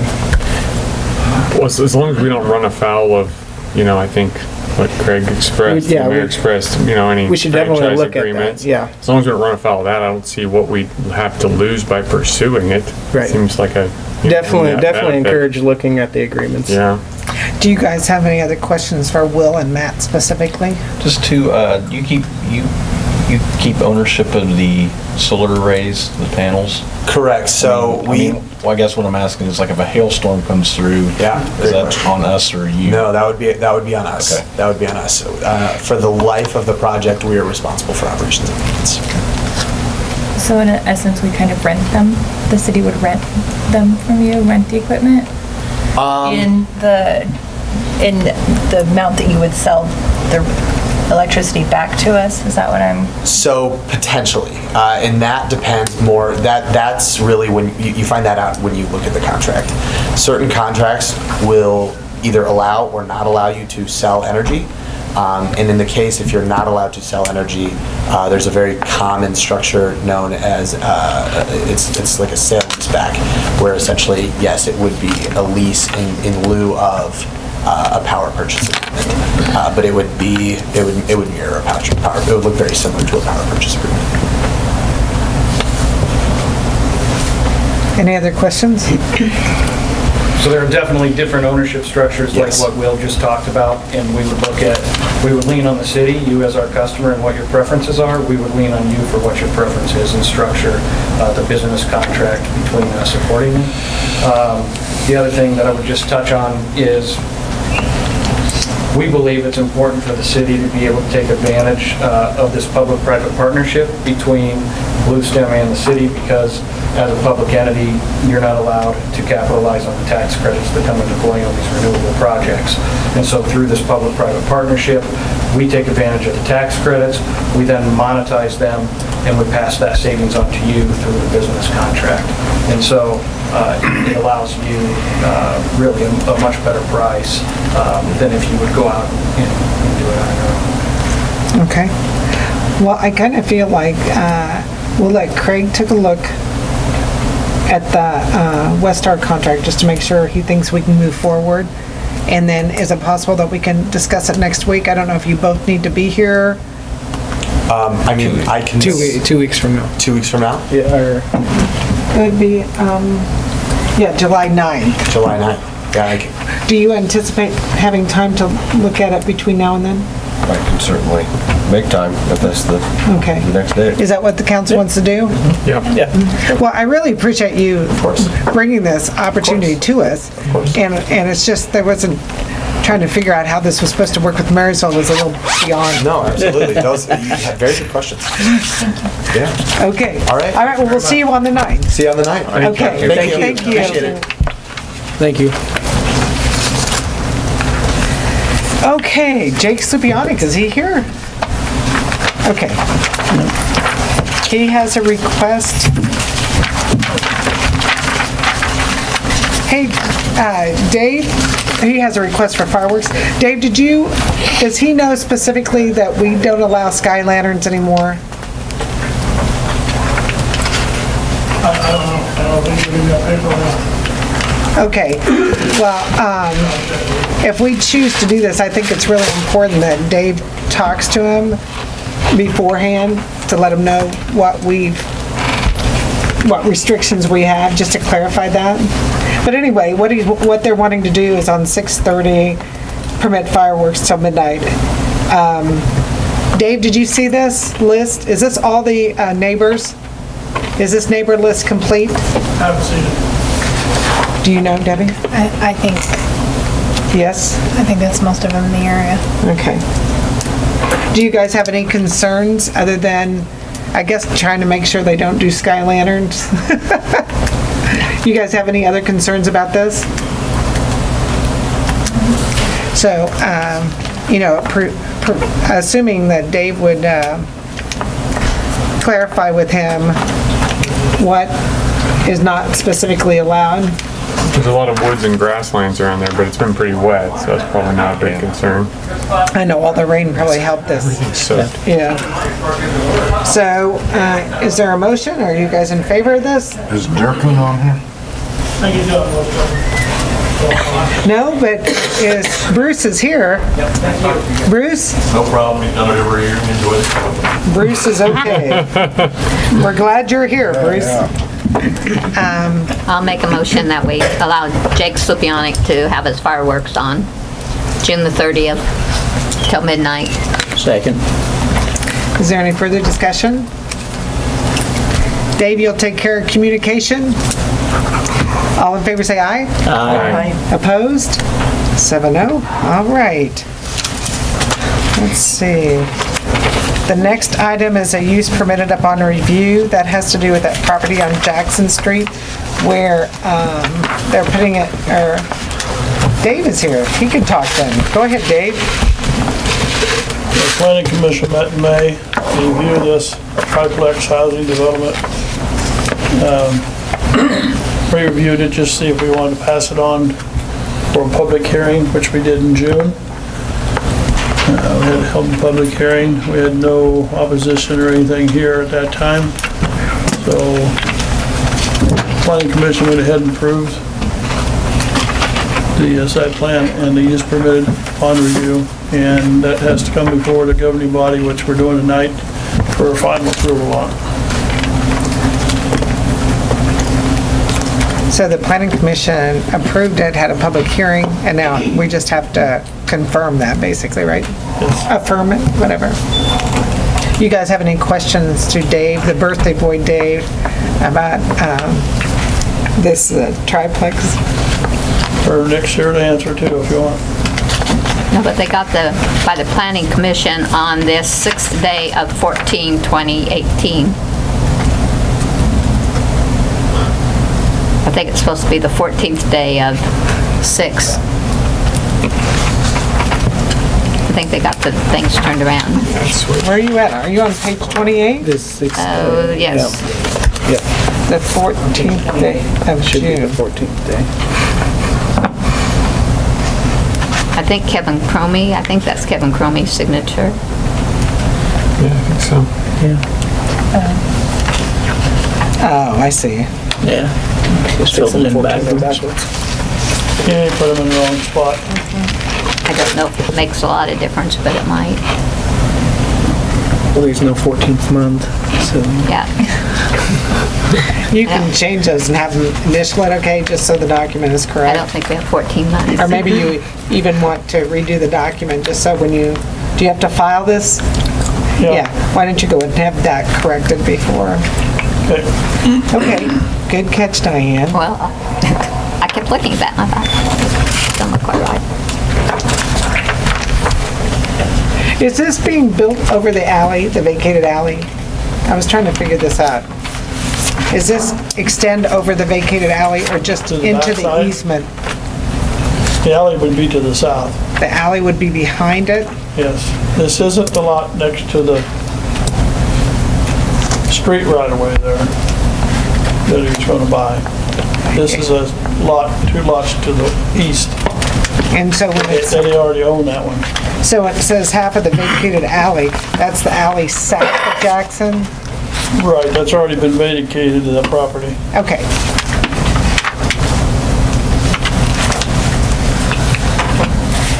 So that motion would be to approve the recommendation of the uses of permitted upon review for this development.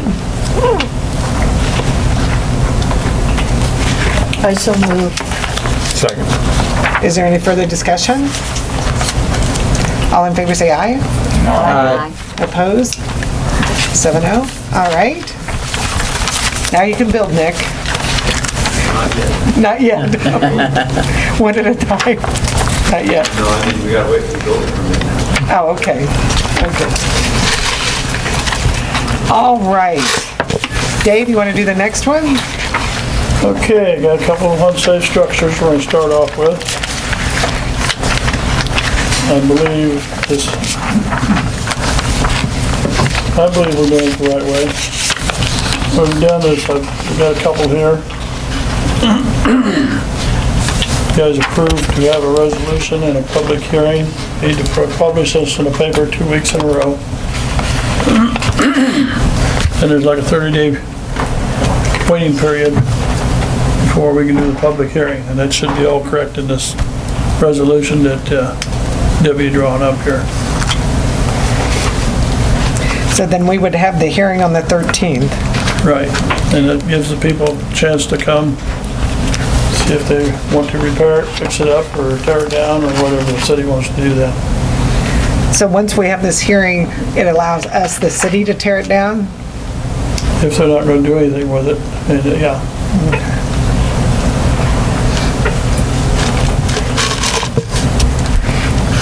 But they would still own the property because we're just I'm assuming they will, won't they, Craig? Yes. And then it goes on, like a lien goes on it, right? Tax lien? If the cost to tear it down? We've done that a couple times. Couple times, yeah. I know of. Goes to taxes, doesn't it? Yeah. Yeah. Now, if somebody was interested in buying this property before we tear it down, once we publish this and have this public hearing, can they, I guess they would still have to negotiate with the owner to buy it with the unsafe structure on it? You mean after the hearing was done? Yeah. Because we determine it's unsafe, but we don't have it demolished at that time. You did that 3 or 4 years ago. You ended up buying it. After it was condemned? That was $400 million. Yeah, I think so. You did it. Now there's a new house there. Yeah. Okay. I just wanted to make sure I understood what this is doing. This is just giving us the right to demolish it, should we choose to do that next step. Yes. So would they have to get to us, Craig, would they have to get a hold of them before it got tore down? The seller or the buyer, or who?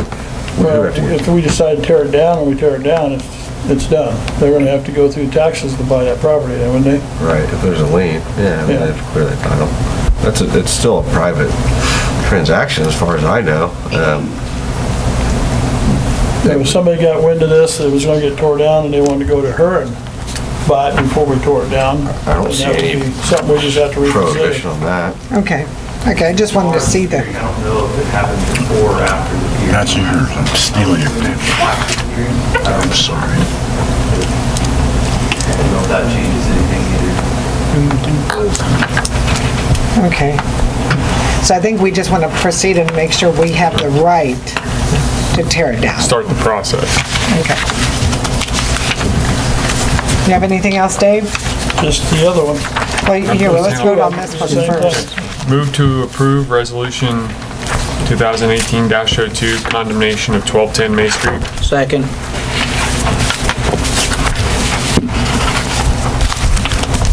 Trying to see, where's May Street on it? Oh, there it is, okay. Is there any further discussion? All in favor say aye. Aye. Opposed? 7-0, all right. And the other one's down at 308 May.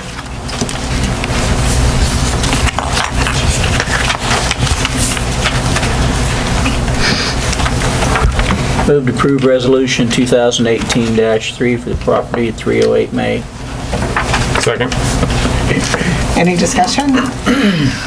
All in favor say aye. Aye. Aye. Opposed? 7-0, all right.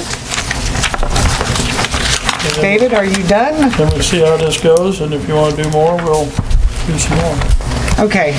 Well, thank you for your work. Thank you for spending your birthday evening at the city council meeting. Well, it's enjoyable. Mike went to ball games anyways. Okay. Now we're going to move along to this air compressor purchase. Yes, we have a 1985, currently 1985 air compressor, Ingersoll Rand air compressor. That before this year, it was used, but not used like we're using it now. We could fix it and know that we could use it and keep going. Now we're doing crack sealing, and it's being used on a regular basis almost every day now over the summer, actually spring, and then with plans to go forward in the fall as well with more crack sealing. So that's one consideration. All the departments that work outdoors, the water, the sewer, the parks department, the street department, they all use this. But it's housed under the water and sewer departments. And like I said, it's a 1985. It's hard to find parts for. It's been a really good machine, but I got one of the street department guys quoted me that every time they take it out, it seems something is going wrong, where they have to adjust something or find a piece here or there. So we're just looking to replace this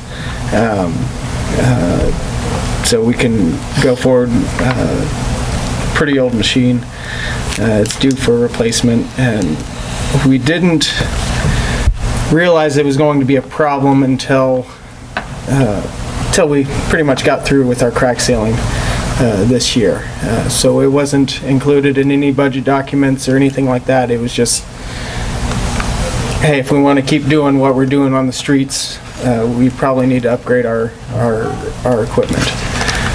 And we haven't really found anything set on Purple Wave or anything like that for sale at an adequate, I don't think we've found any, if at all, for an adequate price, that a new one would be a better deal. So this is what we're presenting to you, these 3 bids for a brand new air compressor. Did we actually send out a request for bids? We basically asked these two, we looked at all these websites, and they all had a listing of what the air pressure, and we compared it to our own. It wasn't a document that said this. Everybody had pretty much 100 PSI versus 185. Or actually, it was like 80. It was a really big gap. One that was less than our current model, and one that was really over our current model. And then we just asked for prices. So that's how this process went.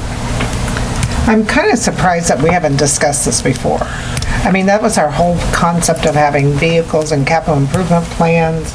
We're supposed to have a 5-year plan. We're supposed to roll these out. Well, that's why I said before this year we hadn't been using this air compressor like this. So the idea to replace this, since we were already, I don't want to use the word limping along, but since we were getting along just fine until we decided, hey, we want to actually chip and seal correctly with crack sealing. This is where the issues started coming up. So I asked Cindy on the repairs, what repairs we've done, what we purchased for this, and in 2018 for repairs, we've only purchased $17 of repairs. The year before, we purchased $109. In 2005, we had a $399. So to me, it's not, we haven't invested big money in this for repairs. Madam Mayor, didn't we just buy a trailer to haul that compressor on? No. That was I thought it was the crack sealing the compressor was going to be on that new trailer as well. No, these already come on trailers. It was see this one does, yeah, no, that's how our current one is too. Okay. It's already on a trailer. What we bought the trailer for was the crack sealing machine, the stuff that puts out the oil.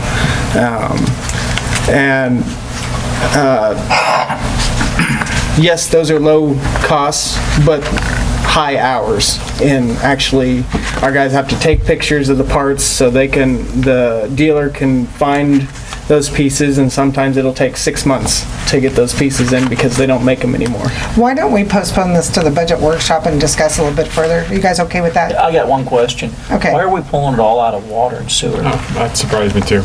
Because the street department's using it more for chip and seal than what the water department's ever going to use it. I think half of it ought to come out of MER myself. Well, let's talk about it at the budget a little bit further and bring it back up the next meeting. Is that all right? Yeah, that's fine, but I just wanted clarification on why it was coming up. Yeah, I understand. We can discuss that. Is that all right? Yeah. You guys okay with that? May I ask a question? Would it be... Excuse me. I'm sorry, but, okay, so the protocol is for a council meeting is if we invite you into the conversation because it's specifically related to you, then that's proper. But otherwise, we don't really have the audience participate in the business meeting. Okay. Okay. I was wondering about the bids, if it was something that was open for bids. Okay. All right. So we're going to postpone that one to the budget meeting for discussion, okay? And the police vehicle. Chief, you want to come over and talk about this a minute?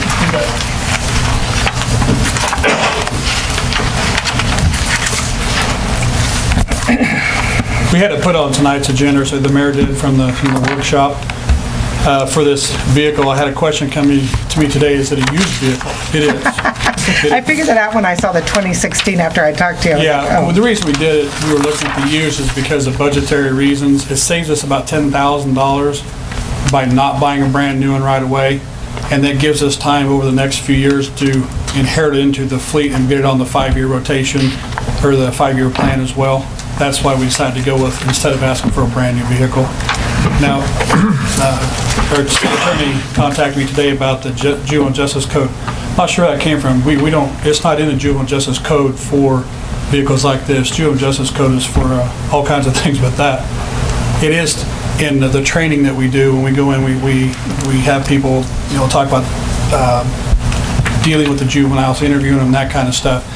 And you can actually see it online, the civil rights, I forget what it's called. I looked at it today. Again, it's about the caring for the dignity and the integrity of the person. We have to transport male and female, or female and male, and juveniles alike to, like Manhattan, to have rape kits done, more than you would think. And when we do that, we transport them in a unmarked vehicle, if at all possible, for that very reason I gave you. What they're saying is it kind of makes them feel like a worse suspect or a worse victim by picking them up in a marked patrol vehicle with everything there. That's why it wouldn't have a cage in it either. It'd be a straight patrol vehicle. It'd have equipment in it. You're just not going to see the lights on the exterior. You're not going to see markings on the outside. You're not going to see a cage on the inside. Now that kind of answers my one question, because I was trying to figure out if this would save us a truck in the rotation, but it won't because there's no we'd cages. be actually adding it to the fleet that we have of 4 if we had 5 vehicles in. Because we have 3 patrol units, the unit that I drive that still gets used for patrol all the time, and then this would add to that as well.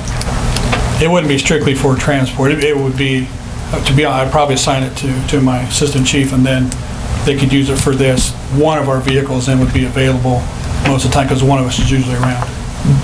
The last SUV we bought new. Do you remember what the price was about? I want to say like $34,000.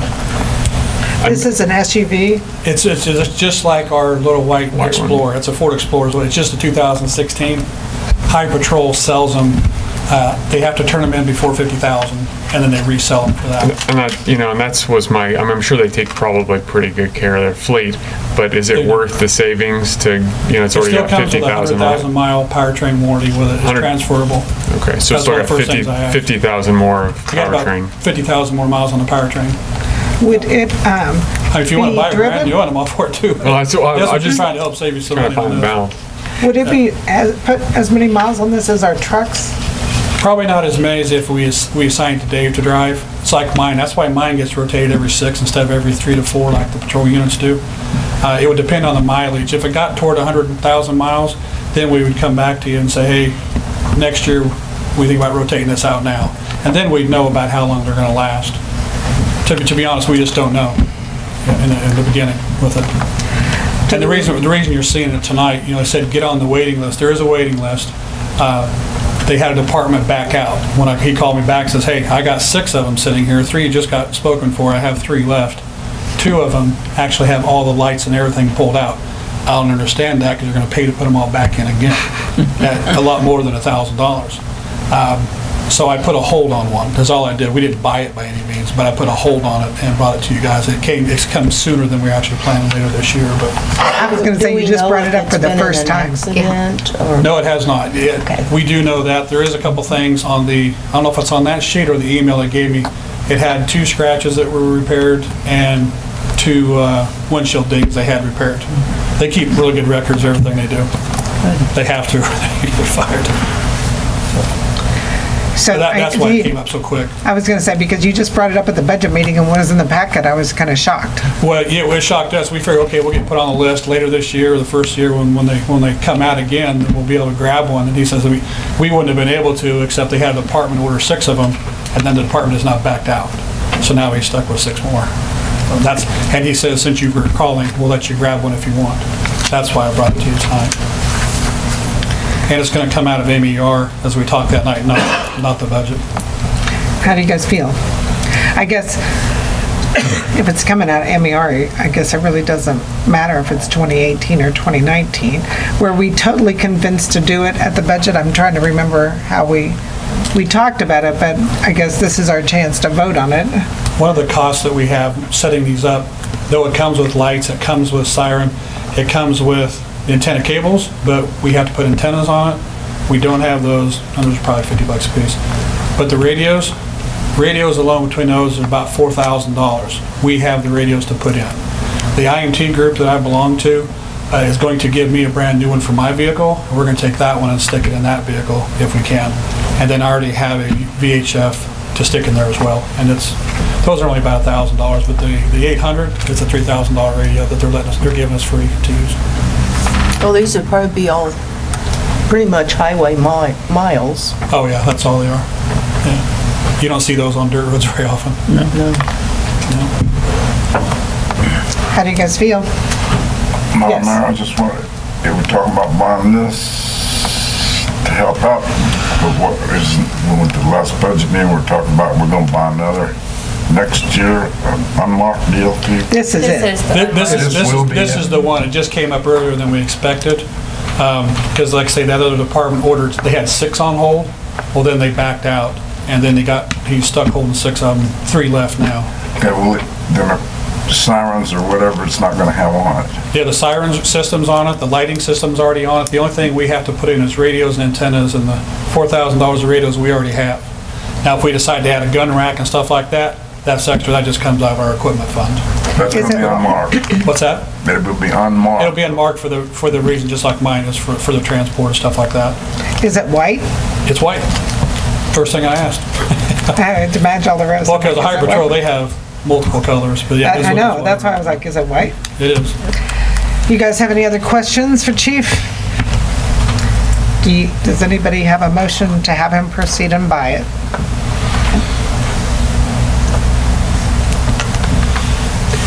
All right, I move to approve we move forward to allow Chief Ackerman to move forward with the purchase of the 2016 Ford Police Interceptor Utility all-wheel drive with the used interior light system and used siren system for a total, I just lost my page. $23,220, I think. $23,250 to come out of Municipal Equipment Reserve Fund. I second it. Is there any further discussion? All in favor say aye. Aye. Opposed? 7-0, all right. Thank you. I got a couple other things that aren't on there. My vehicle is back today from the wreck. They got a couple of things I can go back and work on yet, but it is back working today. How's it feel? Does it feel tight? It's tight. It's got a brand new steering wheel because I kind of wrapped the steering wheel around there. So it's there. The horn keeps going off every time I turn left, so they got something inside they got to fix. But it is back. It's nice having my vehicle back to where I can use it. I've been driving my big trucks myself. The other thing is, I talked to Austin about this last Friday. The school board met with the interim superintendent over our SRO position. That was one of the topics. They have nixed the project. I'm just glad we found out now, since we were supposed to interview people and hire by now, but they decided for budgetary reasons, because we can't get the COPS grant right now, they didn't want to, even though it was already planned way before that grant came out. Was that for sure we couldn't get that grant? I don't think I heard that. Remember, they locked up the grant that we got for the new radio system. The federal government locked the JAG grants. Oh. We pull up a paper now and online, boom, they locked up the entire COPS grant for the whole United States because of California filed the lawsuit for sanctuary cities. Oh, okay. Now, it's the same lawsuit was tied into the JAG grant, and Chicago was tied in, but Chicago has now settled, and Chicago won the lawsuit with the judge. And so, but they're now just trying to settle California or Los Angeles, whichever one it is, and then hopefully they'll be releasing them. But until that, we can't touch either grant right now. Yeah, going forward, I mean, is this something that we should change our procedure? Like, should we get something in writing before? With them? Yeah. We've had MOUs with them because David or whoever's on duty goes over and assists. But we're not going to devote overtime to it. It's going to be emergency or as needed. We're not assigning anybody there. We can't afford to. Okay. It's just not going to happen. I'm just glad they told us now. We didn't get any deep, because I've actually had people apply for it. I had a gentleman actually out of New Jersey applied. I got his application sitting on my desk. But I typed his letter out today saying the project's been scrubbed, so. But anyway, that's just a notice on that. Okay. Anything else, Chief? That's it. Thank you. Thank you. All right. Notices and hearings. We did have the Zoning Board of Appeals met tonight at 5 o'clock, and they agreed to extend the time frame for inline construction to put their street in at Hartley Ridge. The agreement was initially to end June 30th, but in the minutes it specifically said that they could get an extension, and they were requesting that. So it was extended till October 1st of 2019. And with that, he asked if he could terrace so he'd have less runoff in the areas where the houses are, and to plant alfalfa to keep the ground in place. And to keep the drainage tubes clear in the interim till it's in. Oh, and to have the letter of credit extended and presented to the city before month end to extend it to October 1st. When the board met,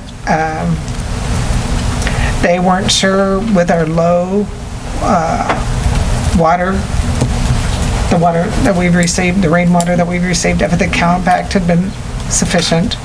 And there were 3 members there, and that was what their motion that was passed. So, just to give you an update. So you should be getting a letter of credit. If you don't get it by Friday, will you please call them so that we have it on file? You bet.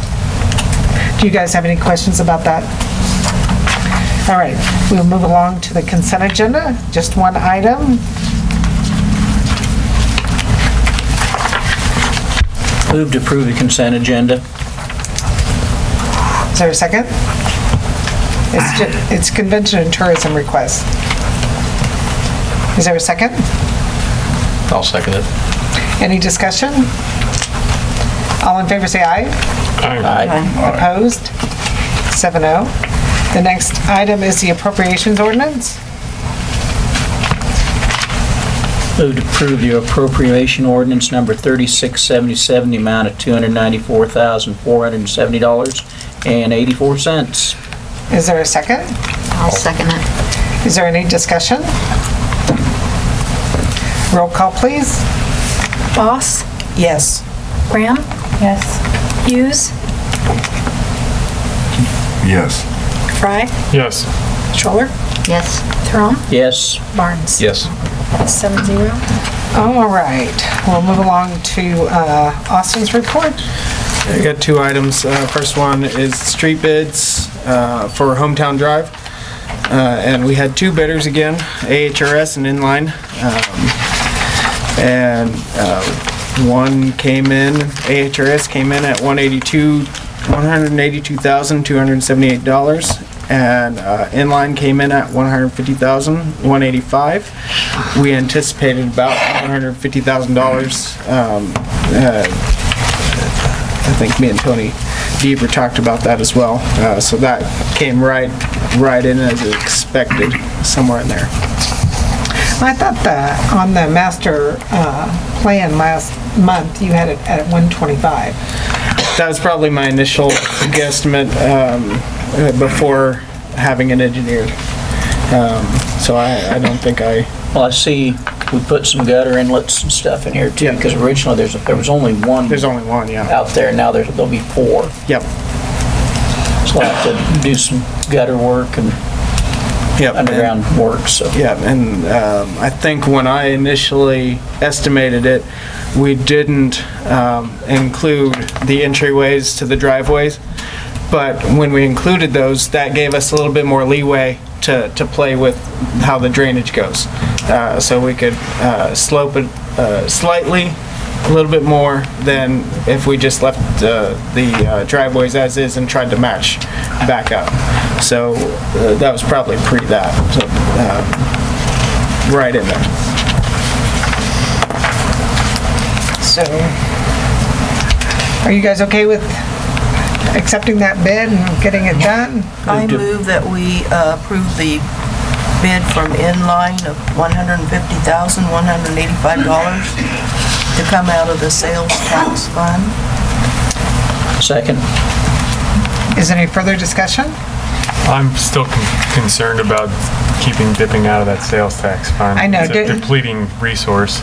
Did you get, you mentioned in your highlights that you completed the paperwork for the clean? Once the office at Wamigo, KDOT office, accepts all the paperwork, which I actually finished up some of their requests because they got back and said, hey, you're missing this piece of paper. And I got a confirmation this morning that she sent them all on, and just waiting on their confirmation to approve it.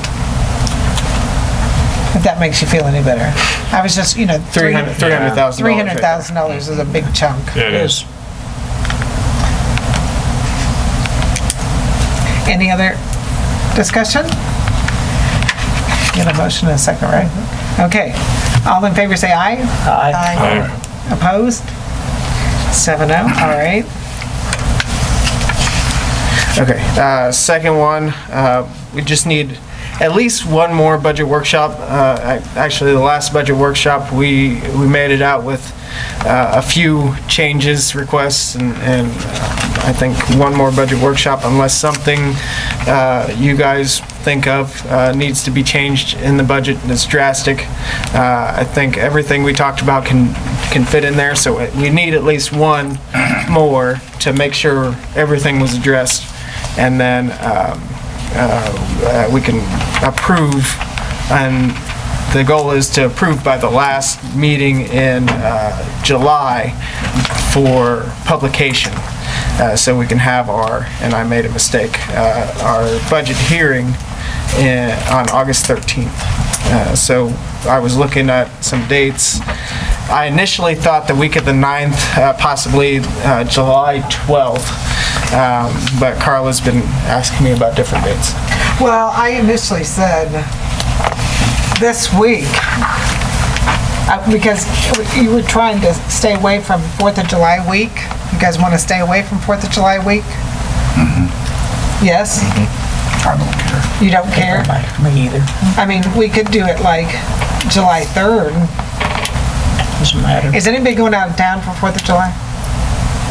Or having family and that July 3rd's a bad time? I think I'm going to be out of town the 3rd. What about the 5th? That's Thursday. I'm okay with the 5th. Do you guys have anything on the 5th? I kind of would like to do it sooner than later to push. Otherwise, we have 2 meetings in that same week, which is tough to go through all the materials and be prepared for. So it's fine. You want to do it on the 5th? Are you okay with the 5th? July 5th, Thursday? And are you having department heads, or you don't think the department heads need to be here? I think they had all their input, and like I said, the changes that we made, they all saw them, and I don't think we need department heads. As of right now, I'm good with the 5th. July 5th. So 5:15. 5:15. The City Hall's probably open the first Thursday. First Thursday, yeah. Usually, typical, right? Yeah. Okay, so we'll do City Hall 5:15, unless there's a conflict with the building, and then we'll go to the library again. Yep. The library was a nice place to meet. It was. Yeah, so that worked out well, so thank you, library. You said the 5th? 5th, July 5th. Okay. Okay. And I know that last meeting was a long meeting. I don't anticipate it being that long. Like I said, unless there's some major changes, I think I got everything that was requested from the council in there.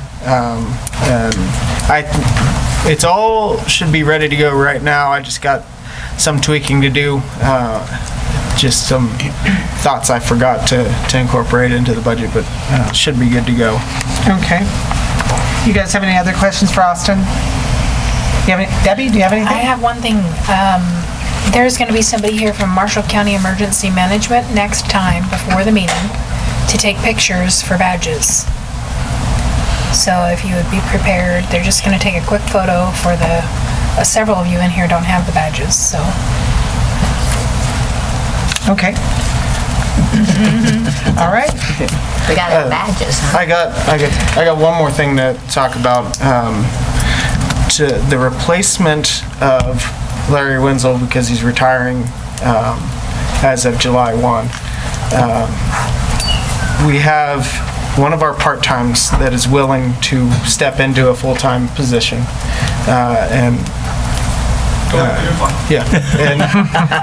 So I figure, can we have, do you guys want to talk wage scale tonight, or can I present it at the next meeting?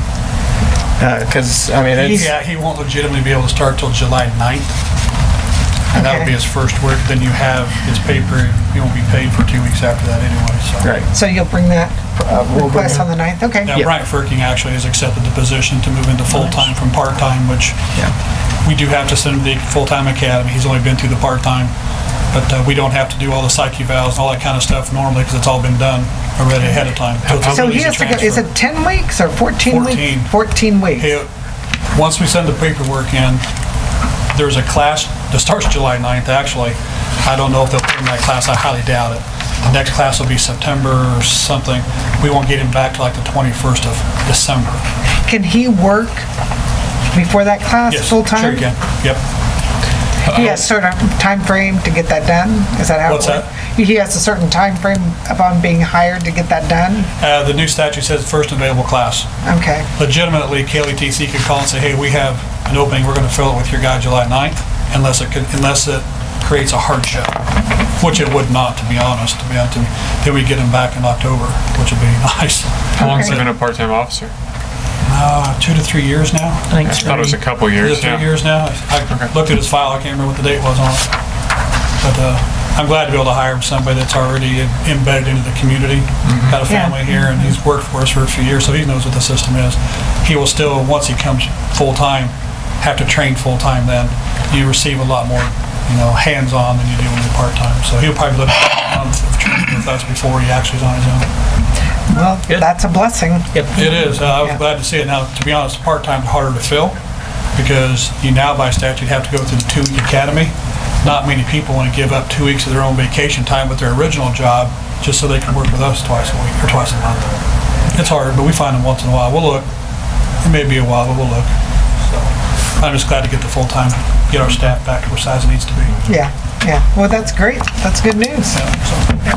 Thanks, Chief. All right, we'll move on to standing committee reports. Street, if I sent you that slurry seal. Did I send it to you? Debbie, you remember that? Did I send it to you? Okay. I was trying to ask the question at that slurry seal, if we should use that on streets rather than redoing whole concrete, and he said no. I don't like the idea of slurry seal. They recommend it if you're not going to replace a street. It's the one step further than chip and seal, which chip and seal is considered a normal maintenance thing that you can do a couple times and then go, we need to do at least a mill and overlay. A slurry seal is designed to fill in large cracks, large holes where chip and seal would not fill. So it's a stopgap. It's a what I would consider a where you just don't want to do the replacement of that street. You're gonna just shove it off for another year, sort of thing.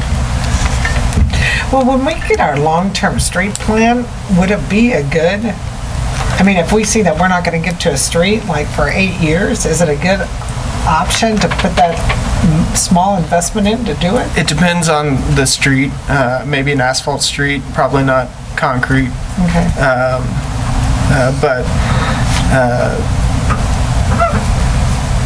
Okay. It's worth considering, yes. Okay. All right, and my other question had to do with, I know in your highlights you said on streets that you were going to give Tony Deaver that Cromie's block on Broadway between 5th and 6th. And then when I looked at the budget workshop, we didn't even have that on our 5-year plan anymore. Because we didn't when we discussed it last, it was contingent on getting a transportation alternative grant. And we never knew if and when they were going to open that back up. So as I understood it, my direction was once that opens back up, that was our priority. You guys agree with that, or you guys want to talk a little bit about that at the budget workshop? It said open back up, there to be grants available for Yeah, they opened it up for 2019, 2020. And that was the priority if we got at least that's how I understood it. That was going to be the priority, that Brick Street in front of Cromie's. Do you want to talk about it a little bit at the budget workshop, just to make sure? Okay, we'll talk about it on the 5th, not too long. Okay. Just to make sure we're all on the same page on that? Do we have to get that filed right away as far as? September 1, I think, was the due date. Okay. Yeah, Tony's been, had all the numbers ready to go for the application. He was getting, from months ago. So we were just waiting on them to go, hey, it's open. You guys have anything on street? Have they done anything on up there by the bank up United there? Bank? Any news? I've never gotten a call back from Amino Brothers, so I've had a conversation preemptively before I ever get a call, if they ever want to talk to me again. I've had conversations with Rob at Rowdy Bush Hall Brothers to see if and what we can do, not if, but what we can do about it. And we just need to get out there and look at it, and that's where we're at with that. As in tear it open and look at it? Or? No.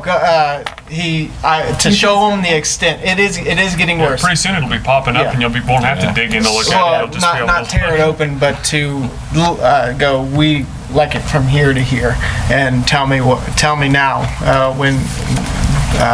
what we can do about it. So. Yeah, working on it. Well, it'll be winter here. It's going to be getting into winter here, and we'll have. Right now, the Blue Rapids plant is not even open, so it's probably going to be a mill out. Yeah, we need to keep after them though. Yeah, well, I think they have to take it all up, put more stuff under it, and then put it back. You mean Amino Brothers, or we'll have to contract that out, or what are you saying? Or Hall Brothers. We's the city. We the city? Yeah, we the city. Well, whoever we contract, yes. Whoever we contract with probably is what's going to happen.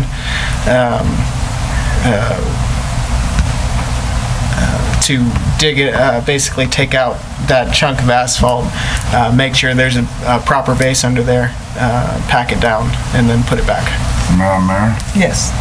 Didn't Hall Brothers do that to begin with? Amino Brothers did Amino Brothers? Amino Brothers. Well, shouldn't that be kind of warranty work? I mean, 2 years ago. It was 2 years ago. So that don't count. Huh? Typically, and that's why I call it, typically it's a 1-year construction warranty. And that's why I called Amino Brothers. And I even talked to Tony Deaver, CES did all the paperwork, and he was fairly certain that we couldn't call anybody on that, but yeah. Just talk about streets real quick. They had that Highway 36 associated meeting, and Darlene came, and it was extremely helpful. If I would have known it was going to be that informational, I would have really encouraged you all to go. The Secretary of Transportation for the state of Kansas was there, as well as one of the main lobbyists for projects, as well as Senator Elaine Bowers.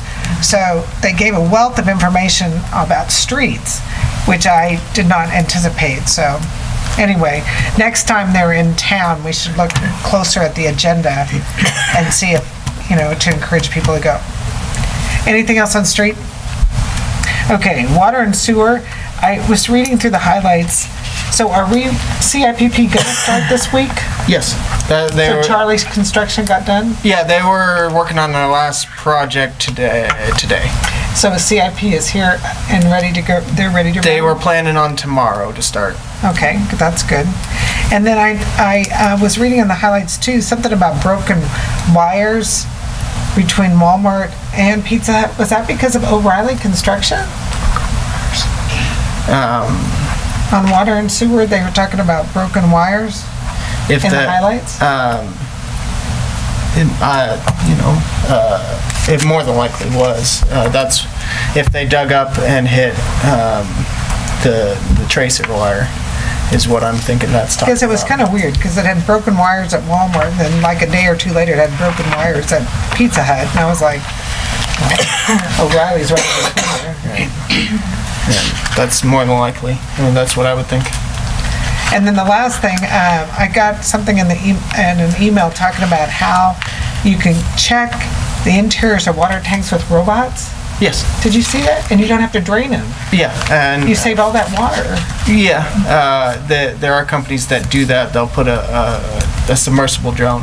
Yes. I think that is awesome, because it always is painful for me to let them drain that big tank. Well, they also have scuba divers. They've been scuba diving for years, so yeah. yeah. Well, we've used scuba divers before. Typically, when they drain them, they are sanding down the interior and repainting them. If they're just doing inspections, they use scuba divers. I think I'd rather have a drone. Scuba diver last time. Well, they'd rather have a drone. Scuba diver is the one that found the big divot on the south side of it, however many years ago, the one at Tension. Yeah. Yeah, they don't typically have a divot on the inside. Oh, yeah, on where the floor. The floor sagged out in it. Yeah. And then we had to drain it. Yep. To repair it. To repair it. I just thought that was kind of interesting. I didn't know about it. You guys have anything on water sewer? Okay, Parks and Rec. You guys have anything before we talk about ad hoc committee meeting? Okay. I'm sorry. Yes. Where do you have it? Oh, I thought she was going to add an ad hoc committee. Okay. I didn't look. Okay. Terry? Yes, I've got something in this Parks and Recreation I'd like to have put in the minutes this time, because at a previous meeting, June the 11th, at the meeting, Kyle Goraki handed out a report about tree disease affecting a disc golf course in the state of Michigan. And this insert that I had you put in this minutes here, the top page was highlighted in yellow. It's in parentheses, says, at the previous meeting, Mr. Hughes presented a biased report about a disc golf course ruining trees. Attached, you will see the true report of why trees in this recently developed disc golf course were dying. It is to our understanding that the guy who paid for the study or article to be published that Mr. Hughes presented is now in litigation for falsifying information. I have presented no information about any disc golf course in the state of Michigan.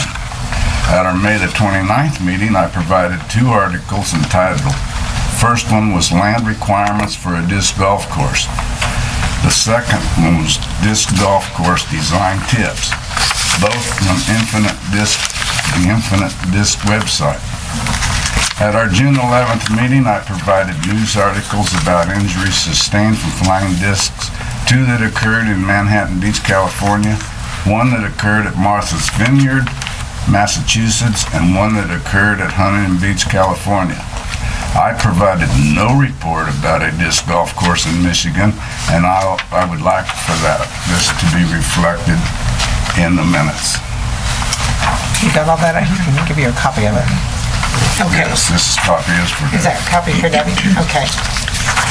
All right, so that has to do with the prior meeting, correcting that, or clarifying, I guess. Okay, did anybody else have Parks and Rec before we get started? Okay, so who's reporting on Parks and Rec Committee? I have a report. Okay. The Disc Golf Ad Hoc Committee met 3 times since the last council meeting. On June 18th, we met here at City Hall, and that's myself, Gina, and Jason are the council members on the committee, and Mayor Carla and City Administrator Austin. And we ended up with assignments for each of us. I was to contact the Pro Disc Golf Association. Gina was to list design principles.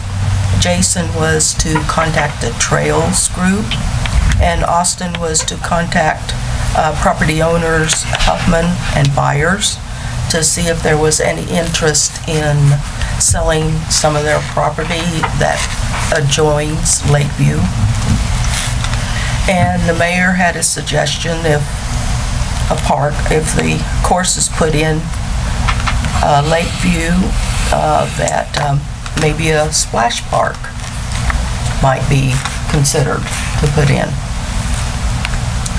On the 22nd, I reported back after I had talked to Charles Kennedy, who's with the Pro Disc Golf Association, and then he sent me a list of designers in the Kansas, Missouri area.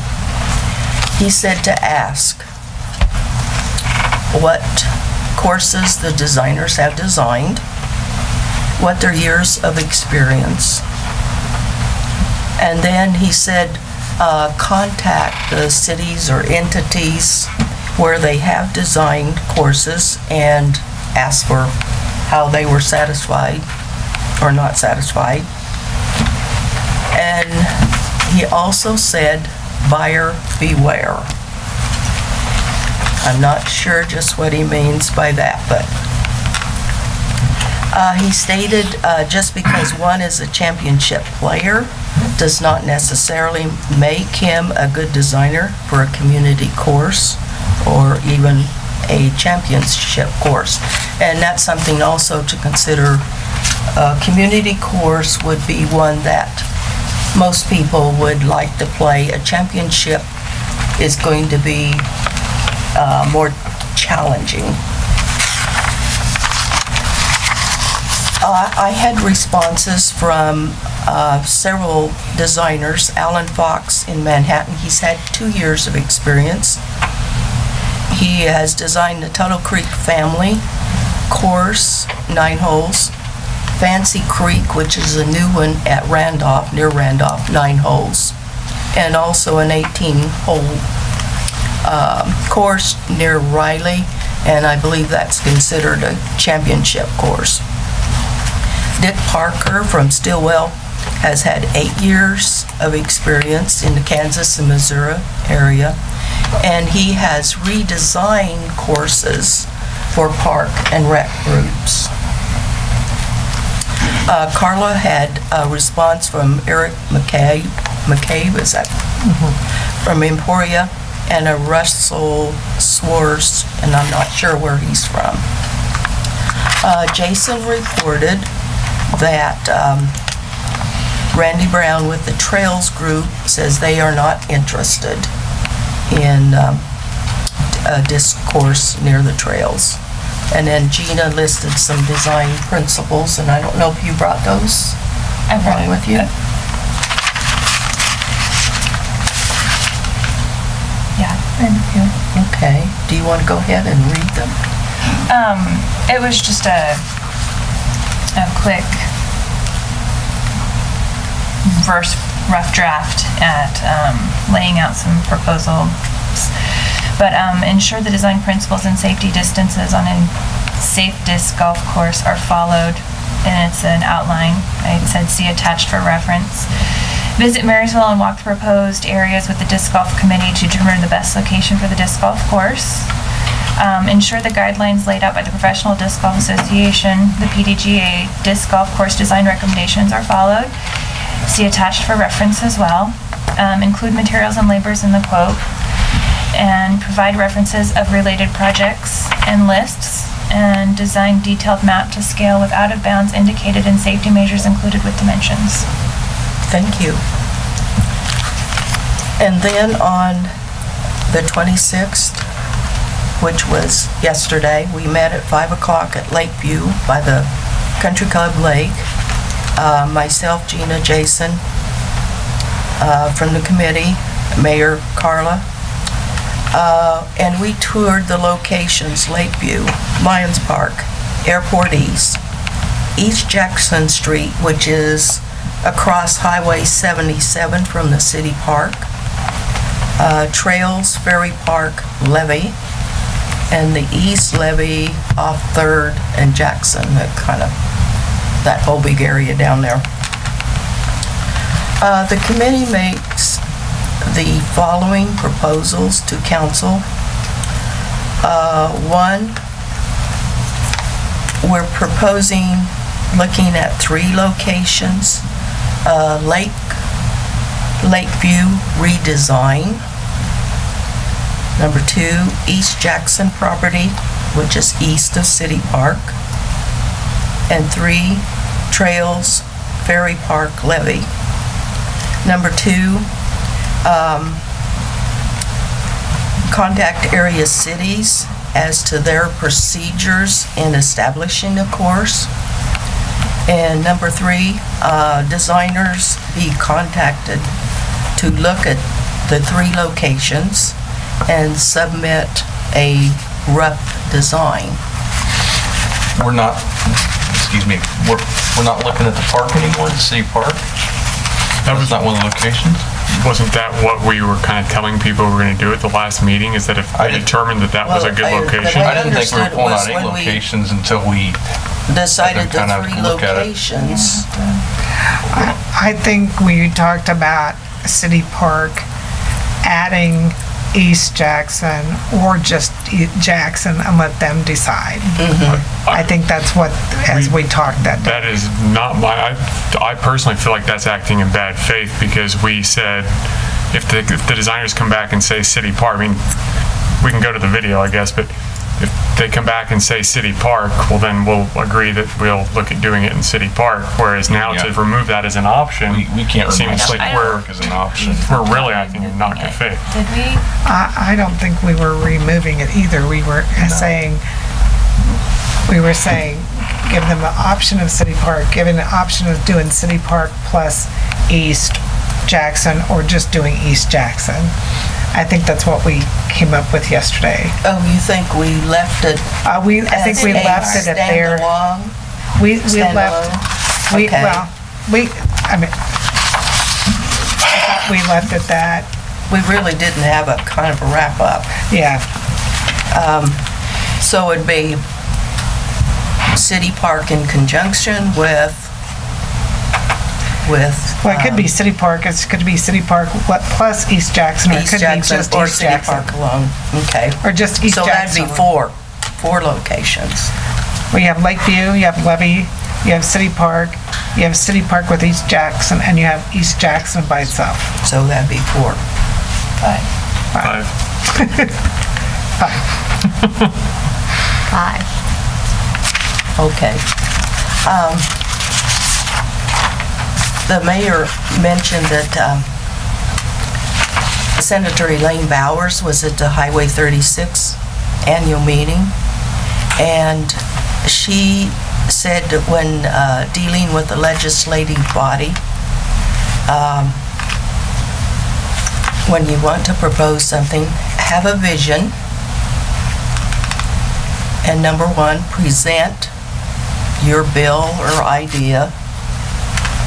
But number 2, always have an alternative. So I think that's good And then advice. she went on to say, if there was a problem, bring a solution. And I thought that was interesting, because with what has happened here, that to build a vision, I thought that was a very important concept that we should all understand, that it's always, she said it just last Friday, so I thought that was really helpful. I just want to add, we did go look at Lions Park, and it's only 5 acres. We decided what's available there was too small. We looked at the airport, we decided it just, with all the air traffic and everything, we decided to discount that. Nobody really liked Inside the Loop down there at 3rd and Spring, I guess. And Kyle and his wife were along too. Yeah, Kyle. Well, there were, during the 3 different meetings, there's been a lot of people. There were various citizens. Yeah, but Kyle and Brittany did go, and so when we discounted a property to have them reviewed, they were in agreement that they didn't think that was a viable option. I did run to the appraiser's office, and at Lakeview, it looks like, we have about 8 acres underused, if you take out all the fields and stuff like that, and the Hedstrom Hall and the parking on the north. And then we had talked about, there's a little square, 1 acre, I had her measure it. It's 1 acre that the country club owns that they don't maintain, that's wooded on the west side of Country Club Lake. So I talked to a board member from the country club, and he said, well, he couldn't speak, make a decision or anything, but he would not expect them to sell his property, but possibly lease it. It's property they have not maintained in the past, and it's directly adjacent on 2 sides to the Lakeview property that we currently have. So that's an option to add another acre, and we also thought it had a lot of wooded area, and we could transplant some of those trees possibly to the other open areas if we wanted to. We had that discussion. And then I did look down at that East Jackson site, and we initially talked about that that additional property was 4.9, but we were walking down there and realized how big it is, and that great big area, you know what I'm talking about, where we got behind the trees and we walked, it's actually 22 acres down there, and the city owns it all. So that whole area is 26 acres plus the 3 acres of highway easement on the east side of 77 off Jackson. So I don't know all the ins. You know anything about easements on that state property easements? Like, can we use, or you have any knowledge about that? I'll just throw that at you. Yeah, no, not off the top of my head. It seems like it'd be. Well, you probably have to jump through some hoops. Yeah, it would just KDOT? It would just be either to allow us maybe possibly parking, if we built the whole thing over there, just if we did, maybe possibly parking, or even have access to it there, or signage maybe. I mean, I don't know. Yeah. I'm just throwing things out at this point. It's something that absolutely would need to be considered, I think, and looked into. The good thing about it is that, we always talk about the optic thing, and the good thing would be visibility for people going through town, if you could see a sign there to say, besides seeing it, because actually when you come over that railroad bridge, you do see that open area, so you would see it. But and just one last comment about that is that on the Levy Road, it's over 300 acres, and if we wanted to put an 18-hole competitive course, that's the only place that would fit 18 holes that we looked at. So, anything else you want to report? No. Jason, is there anything you want to add to it? Gina, did you want to add anything to it? Other than we've been in contact with Manhattan because they're looking into adding 9 more holes. To Warner Park. To Warner Park. And so I reached out to Alfonso, I can't remember his last name, but anyway, he... Leyva. Yes. He sent us the information that they've used and the designers that they have sent proposals out to, and they're getting back to them. Their deadline is this coming Friday. So they sent a request for proposal. They sent them to, and they sent us a list of specifically who they sent them to. I sent an email after she had spoken with them, and they said the first 9 holes were not designed but designer, but now they're going to have a designer on this one. And they also said they do not have bathrooms or water out there. It's in the future plan, but they've had it since 2010 at Warner Park without bathrooms and water, just FYI. And then I asked them, do you have a disc golf course in your main Manhattan City Park where your pool is? I just threw that question out.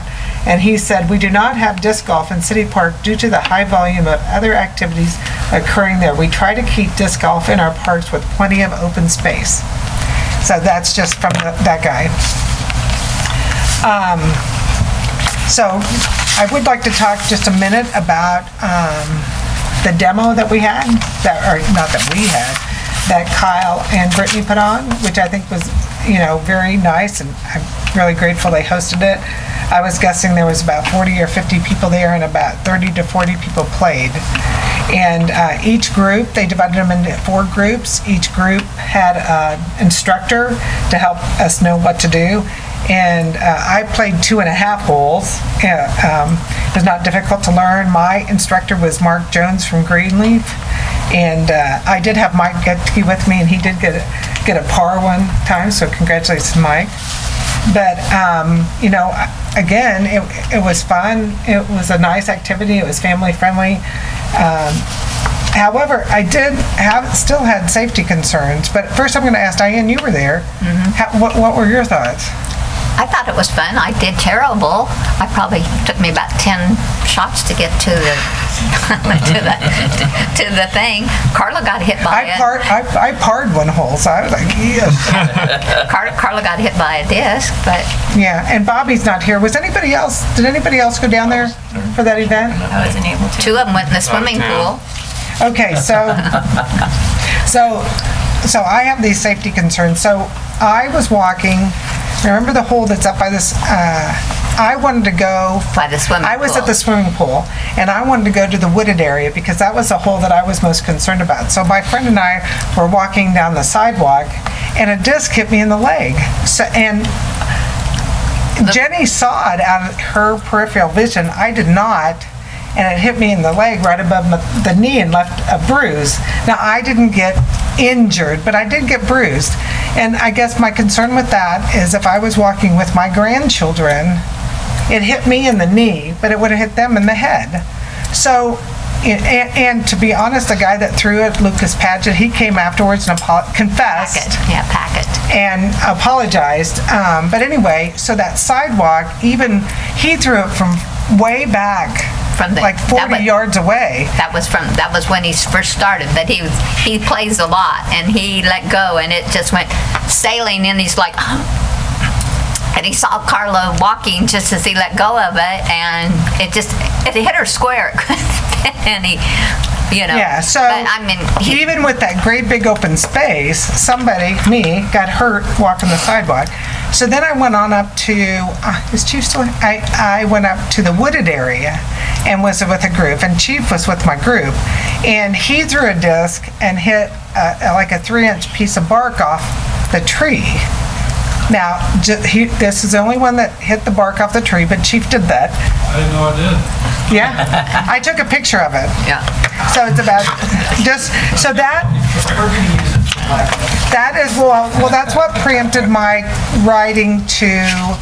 So here we were. There was a group of 10 of us playing in this group, and one person hit the tree. I didn't see anybody else hit a tree, but in that one hit, it took a 3-inch piece of bark off, and that's what prompted me to write Kim Bomberger and say, hey, is this dangerous for our trees? And did you guys all read in the information packet what she wrote? And so she says, she said, repeated dings or dings that dig down into the phloem become a big deal and could harm the trees. So I guess that was my big thing, is that I didn't like that hole through the middle of our trees. And she confirmed that it's not healthy for our trees, that our heritage oak trees would be damaged, okay? So then we went to the hole where I got hit, and we didn't have we didn't hit anybody. And then we went to the hole that you started off the sidewalk near the swimming pool and through to the hole, the basket, I should say, on this side of the drive.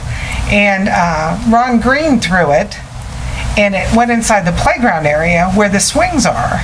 And he turned to Mark Jones, our leader, and said, would that have hurt? And Mark Jones said yes.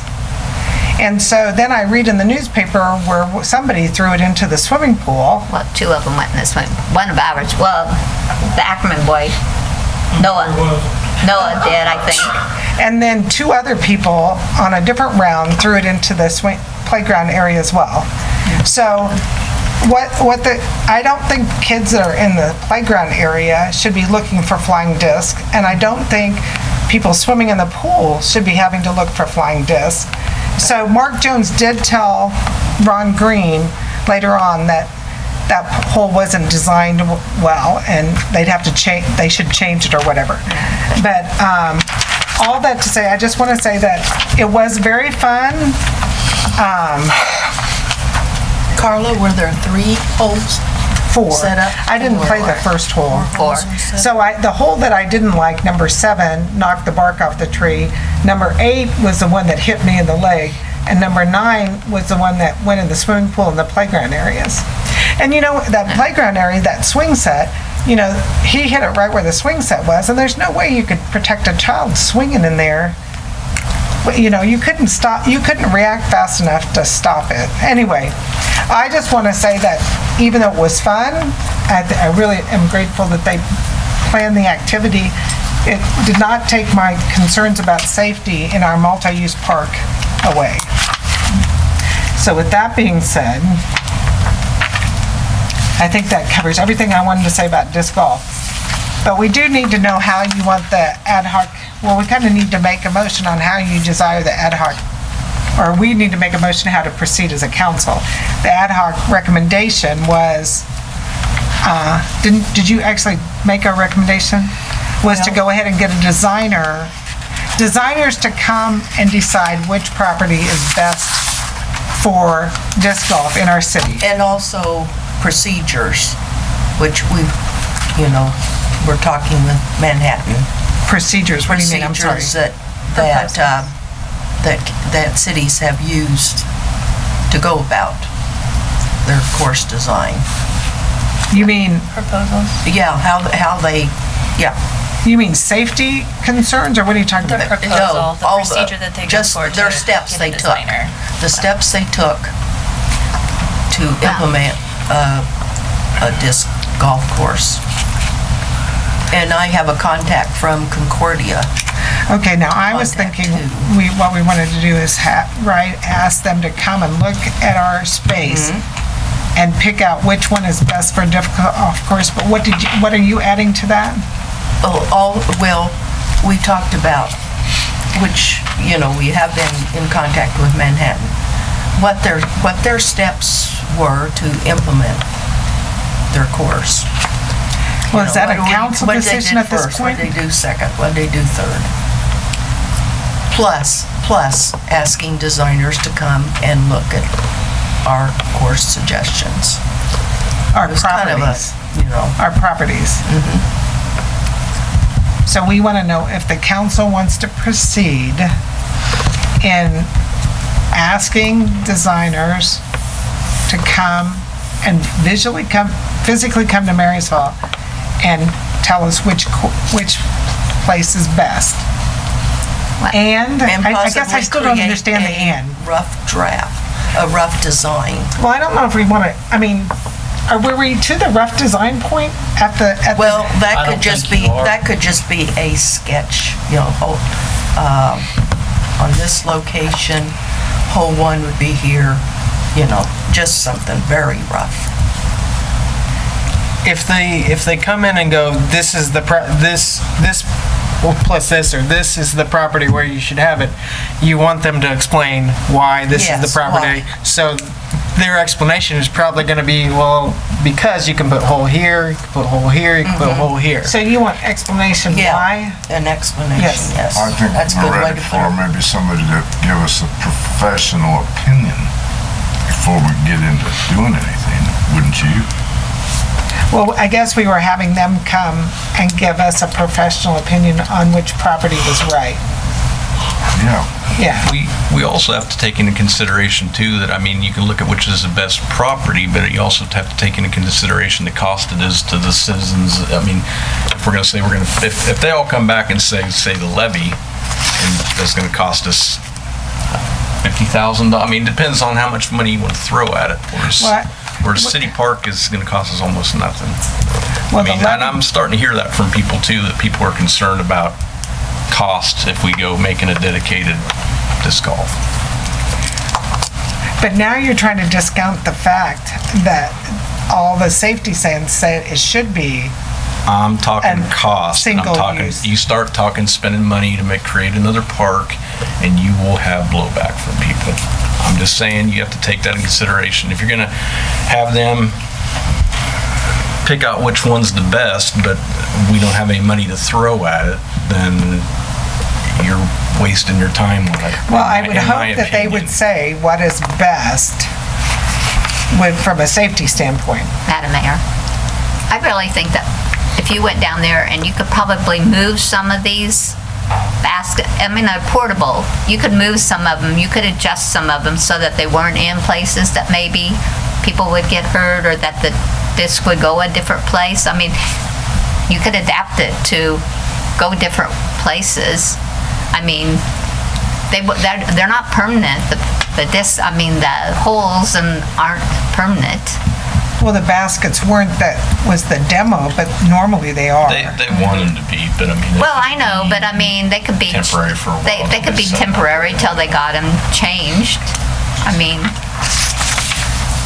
That was something that I read that's a good design measure is to put in temporary where the actual course would be. Put in temporary, play it for a little bit, and then adjust. But that was something that I read as a design measure. Yes. I don't know. I mean, there's no perfect place that somebody couldn't get hurt doing something. I mean, just like going to a ball game, you can't. Maybe that's one of the bid requests, where when they design it, they put in a temporary park, or maybe put in a where we would be most concerned. Let's say they put it together a drawing and you go, well, I'm concerned about this one, this one, and this one. And can you put in a temporary thing so we could play with it a little bit? Maybe that's something you can put in your specs. They've always said they didn't want campers down in the park. Betty Bell had a fit because she didn't want campers in the park because it was hard on the trees, it was killing the trees. I mean, she talked about that for years.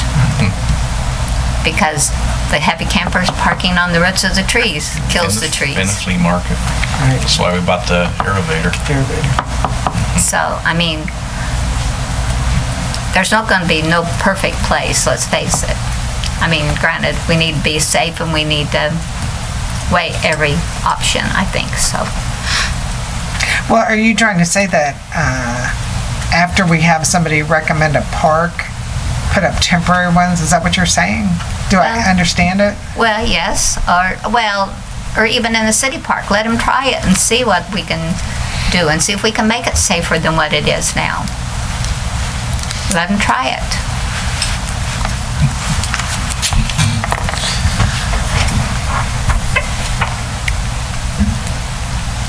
We had 3 in the playground, 1 in the pool, and 1 hit me, and you want to keep going without a designer being involved? I don't know. We've got a lot of unhappy people, I know that. I've heard from many people who do not want. Well, I realize that. Park. I realize that. And they're actually afraid to speak out for fear of retribution. Since this came up, I've actually, funny you brought up the campers thing, I've actually had more people complain about, well, we need to get those damn campers out. Had a lot of that. People were like, well, if we're going to keep things out, there's the thing to get out of the park. And some of that's, I think, they don't like us competing with local businesses that offer the service at a cost, which I understand. And part of it's the whole squirrels. They're like, if you're worried about the squirrels, get those trucks and campers out of there, you know?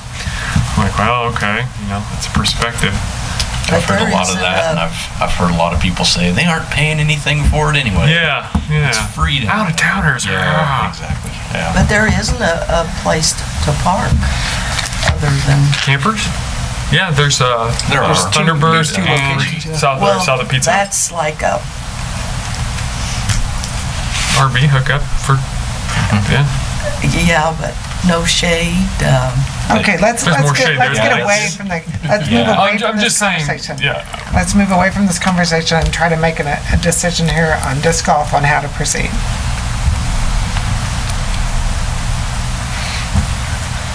I think you need to have somebody come up and look at it. I think that's where that HOC committee was at. We were going to open it up to multiple designers and have them all come up and look at it. Who is willing to come? Who is willing. Yeah. They have interest. would you feel better to wait to the next meeting and have specs brought, exactly what we're gonna ask for them, or is that what you wanna do? Tell me what you wanna do.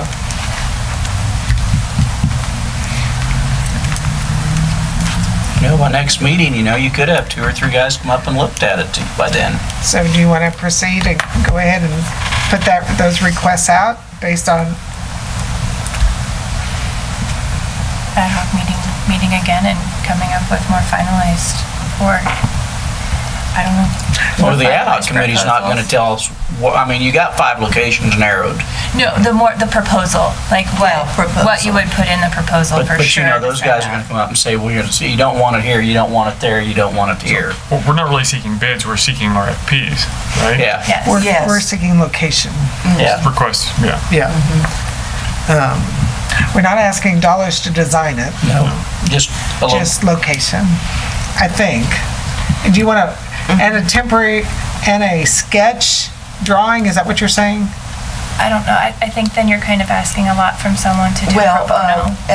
What did you say? A suggestion? Well, of course, I think what you're looking for is like we normally bid stuff out. You put in a bid proposal to go, we have these locations. These are the locations we want you to look at, and we want you to tell us which is best. And that's where the consultant fee comes in. You're actually looking for somebody to bid it, and then if they're all qualified bidders, you pick the bidder that you probably, if in a perfect world, if they're all qualified, you pick the lowest bidder. So you pick your lowest bidder, and then you pay them to tell you where it's at, where the best location is, and design it. All in one swoop. So we were trying to break it into 2 swoops. Mm-hmm. Yeah. The first swoop is to pick a location. The second swoop is design the course. Right. Yeah. Are you guys prepared to do the first swoop? Well, and if so, how much can we reimburse? What? Do you want to reimburse anything? Do you want to reimburse mileage and so many hours? What do you want to do? I think we ought to reimburse mileage at least. Fine with that. So you're okay with the ad hoc committee sending it out to all these designers saying, please come to Marysville, tell us which location is best out of these 5. Is that the consensus of council? I don't know if we get anybody to come up because they may not get the bid though. True. One person did respond to me and said, as a courtesy, they would come and look at the locations. Yeah, but that's one person. Mm-hmm. You may have the world's best designer that's not going to come to Marysville because all you want to do is get a location out of him. So you think we have to build the 2 together? I think we need to build the 2 together. Pick the best location and lay out a plan. And a layout. Lay out 9 holes. And how do you guys feel about that? The main thing is that you have to come to Marysville. You have to come to Marysville. Mm-hmm. You have to physically come here, explain to us why it's best, and lay out 9 holes. Basically, is that good? That's what I would. You're going to have to reimburse them. Yeah, you're going to have to pay them something. So included in that would be reimbursing you for your mileage to come visit it, and to propose a cost. Is that what you want? Do I have it? I would say so. Okay. Austin, what do you think on that? If they're a serious bidder and you put in that bid spec that they need to show up and because I just don't want somebody to Google it. Yeah. I was thinking what we've done in the past. I've done in my former life. We would go and view the different spaces, and sometimes it was as a group with other designers, and you would go view these spaces and then present to. If you open it up for everyone all at the same time, then you're presenting the information to everyone at the same time, so they all get the same information. You're not viewing it with this person and then viewing it with this person, because you might tell this person something you forgot to tell the other 3 people, say there's 4, then you would have to send out an RFI clarifying what you had told that one person that the other 3 didn't know. So you'd have to send an RFI to all those other 3 people so that everybody's on the same playing field. Right, I understand that. So you gotta So get you're gonna have everybody, you to gotta pick get a date. everybody together. Safe. Right? So I don't know. I mean, we got, there's one in state that we would send the information to. I mean, are there other that would, I don't think somebody on the East Coast would come in for a 9-hole to. Probably not. To pick out a location. I think that would be a far-fetched. Just tell them we have a courtesy car at the airport. And an airport. But, I mean, I feel if you try to piece it out, you're gonna send people away. And if they're just flying in just to look for a location and not seriously bid, I think you gotta kind of put it all together. So if we tell them we're gonna pay for your visit and make a bid proposal, what do you guys think? Well, another thing is, we almost need to say whether this is going to be a community golf course or a championship. Because some like to design championship as opposed to a community. And a championship means it is going to be par 5s and a much more challenging, which the novice wouldn't enjoy playing. I think their initial, I mean, if you're going with the initial idea, I think they wanted the community pocket park. Yep. So that's one thing we need to So keep in mind to do you want them to bring back what we're gonna request to have everybody look at it one last time? Yeah. I think it's necessary. Yeah. Okay.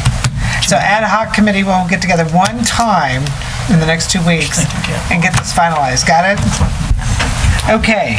And if they pick Suggy Park, everybody's gonna be happy with that, right? Yep. Okay. Cemetery and airport. Police and fire. Oh, I should have asked Dave. Did you give that grant information to Dave regarding the washer and dryer? I haven't received any grant information. Or were you going to talk to Robin Keeper? Yeah, there's. Anyway, just make sure he gets that information. The code of procedure, we talked about this a couple meetings ago. What we would do is draft up an ordinance, and we would basically replace 1.212 where it says, in all points not otherwise covered therein, the governing body shall be governed by its procedure by, instead of Robert's Rules and Order, to be code of procedure for Kansas cities. Okay, is it okay to go ahead and, somebody want to make a motion to draft an ordinance to do that?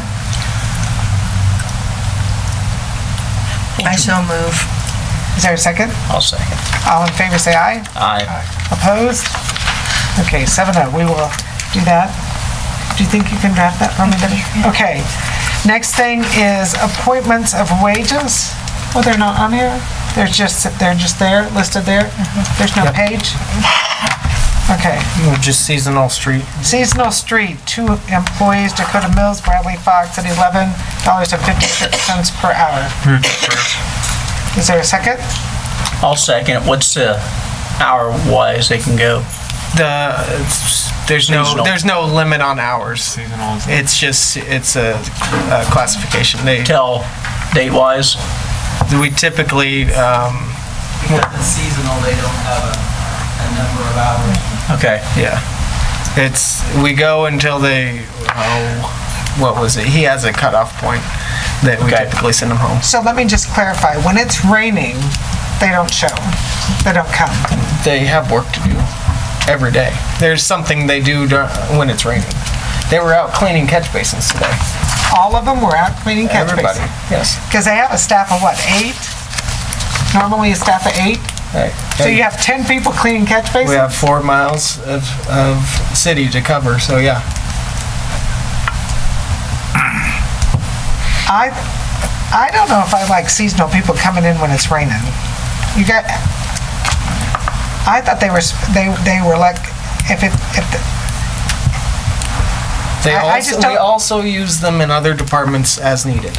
It's not a one, they are labeled street because when street needs them, that's where they go.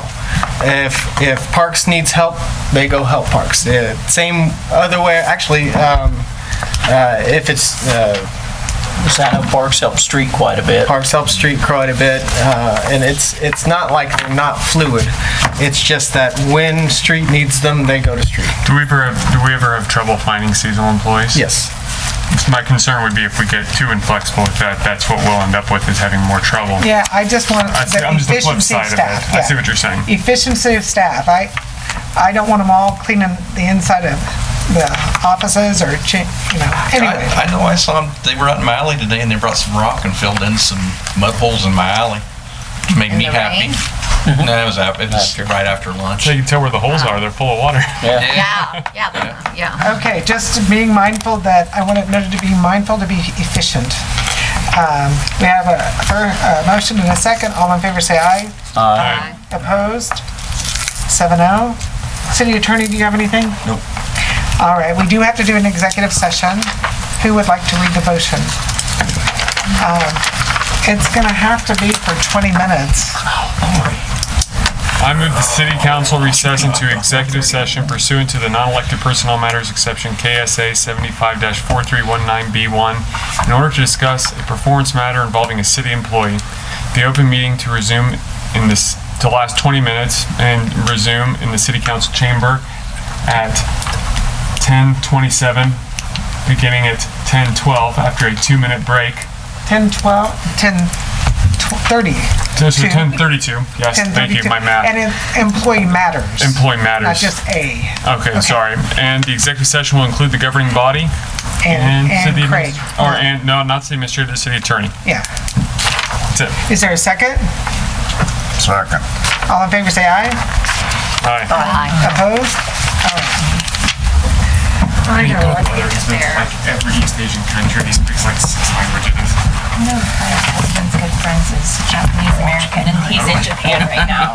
So I think it'd be I'd like to go while he lives there. I've been to China, but I've never been to Japan. I lived in San Francisco. Does that count? China is supposed to be very authentic. Terry, is he right there? Okay. All right. We'll call this meeting back to order. There were no binding decisions made, and I move the City Council recess into executive session pursuant to the non-elected personnel matters exception KSA 75-4319B1 in order to discuss a performance matter involving a city employee. The open meeting to resume in the City Council chamber at 10:45. The executive 10:47. 10:47. I was trying to give Kevin a couple minutes. 15 minutes, yeah. The executive session will include the governing body and city attorney. Okay. Boy, matters. I'm reading. I know. Second? Oh, is there a second? All in favor say aye. Aye. Opposed? Okay. Thank you, I Debbie. second it. I told Shelby he needs to get you one of those trucks with the arm that grabs the I'm sorry. dumps it. He needs to go to the joints and get it down. He gets them all the time. Yeah, you could operate as like a drone, trash drone. I know. Right now? Yeah. Okay. Here we go. We're calling regular session back to order. No binding decisions were made in executive session, and now we will continue. I do not have anything on round table. Darlene? I don't either. Gina? No. Terry? No. I Todd? have about 8 or 10 things, but it'll only take about an hour. Just kidding, Kevin. The only thing I have is that Governor Collier is going to be in town Wednesday at 9 a.m. at Empty Cup. Used to be Toledo's down here to talk about rural opportunity zones. I'm sure that's all he wants to talk about, but if there's anything else you wanted to corner our current governor on, that might be a good opportunity, since he'll be a block and a half away from here. And he doesn't come to town. I don't know that he's ever been to town that I'm aware of. Yeah. So, here's your opportunity. That's all I got. Darlene, Diane. Yeah.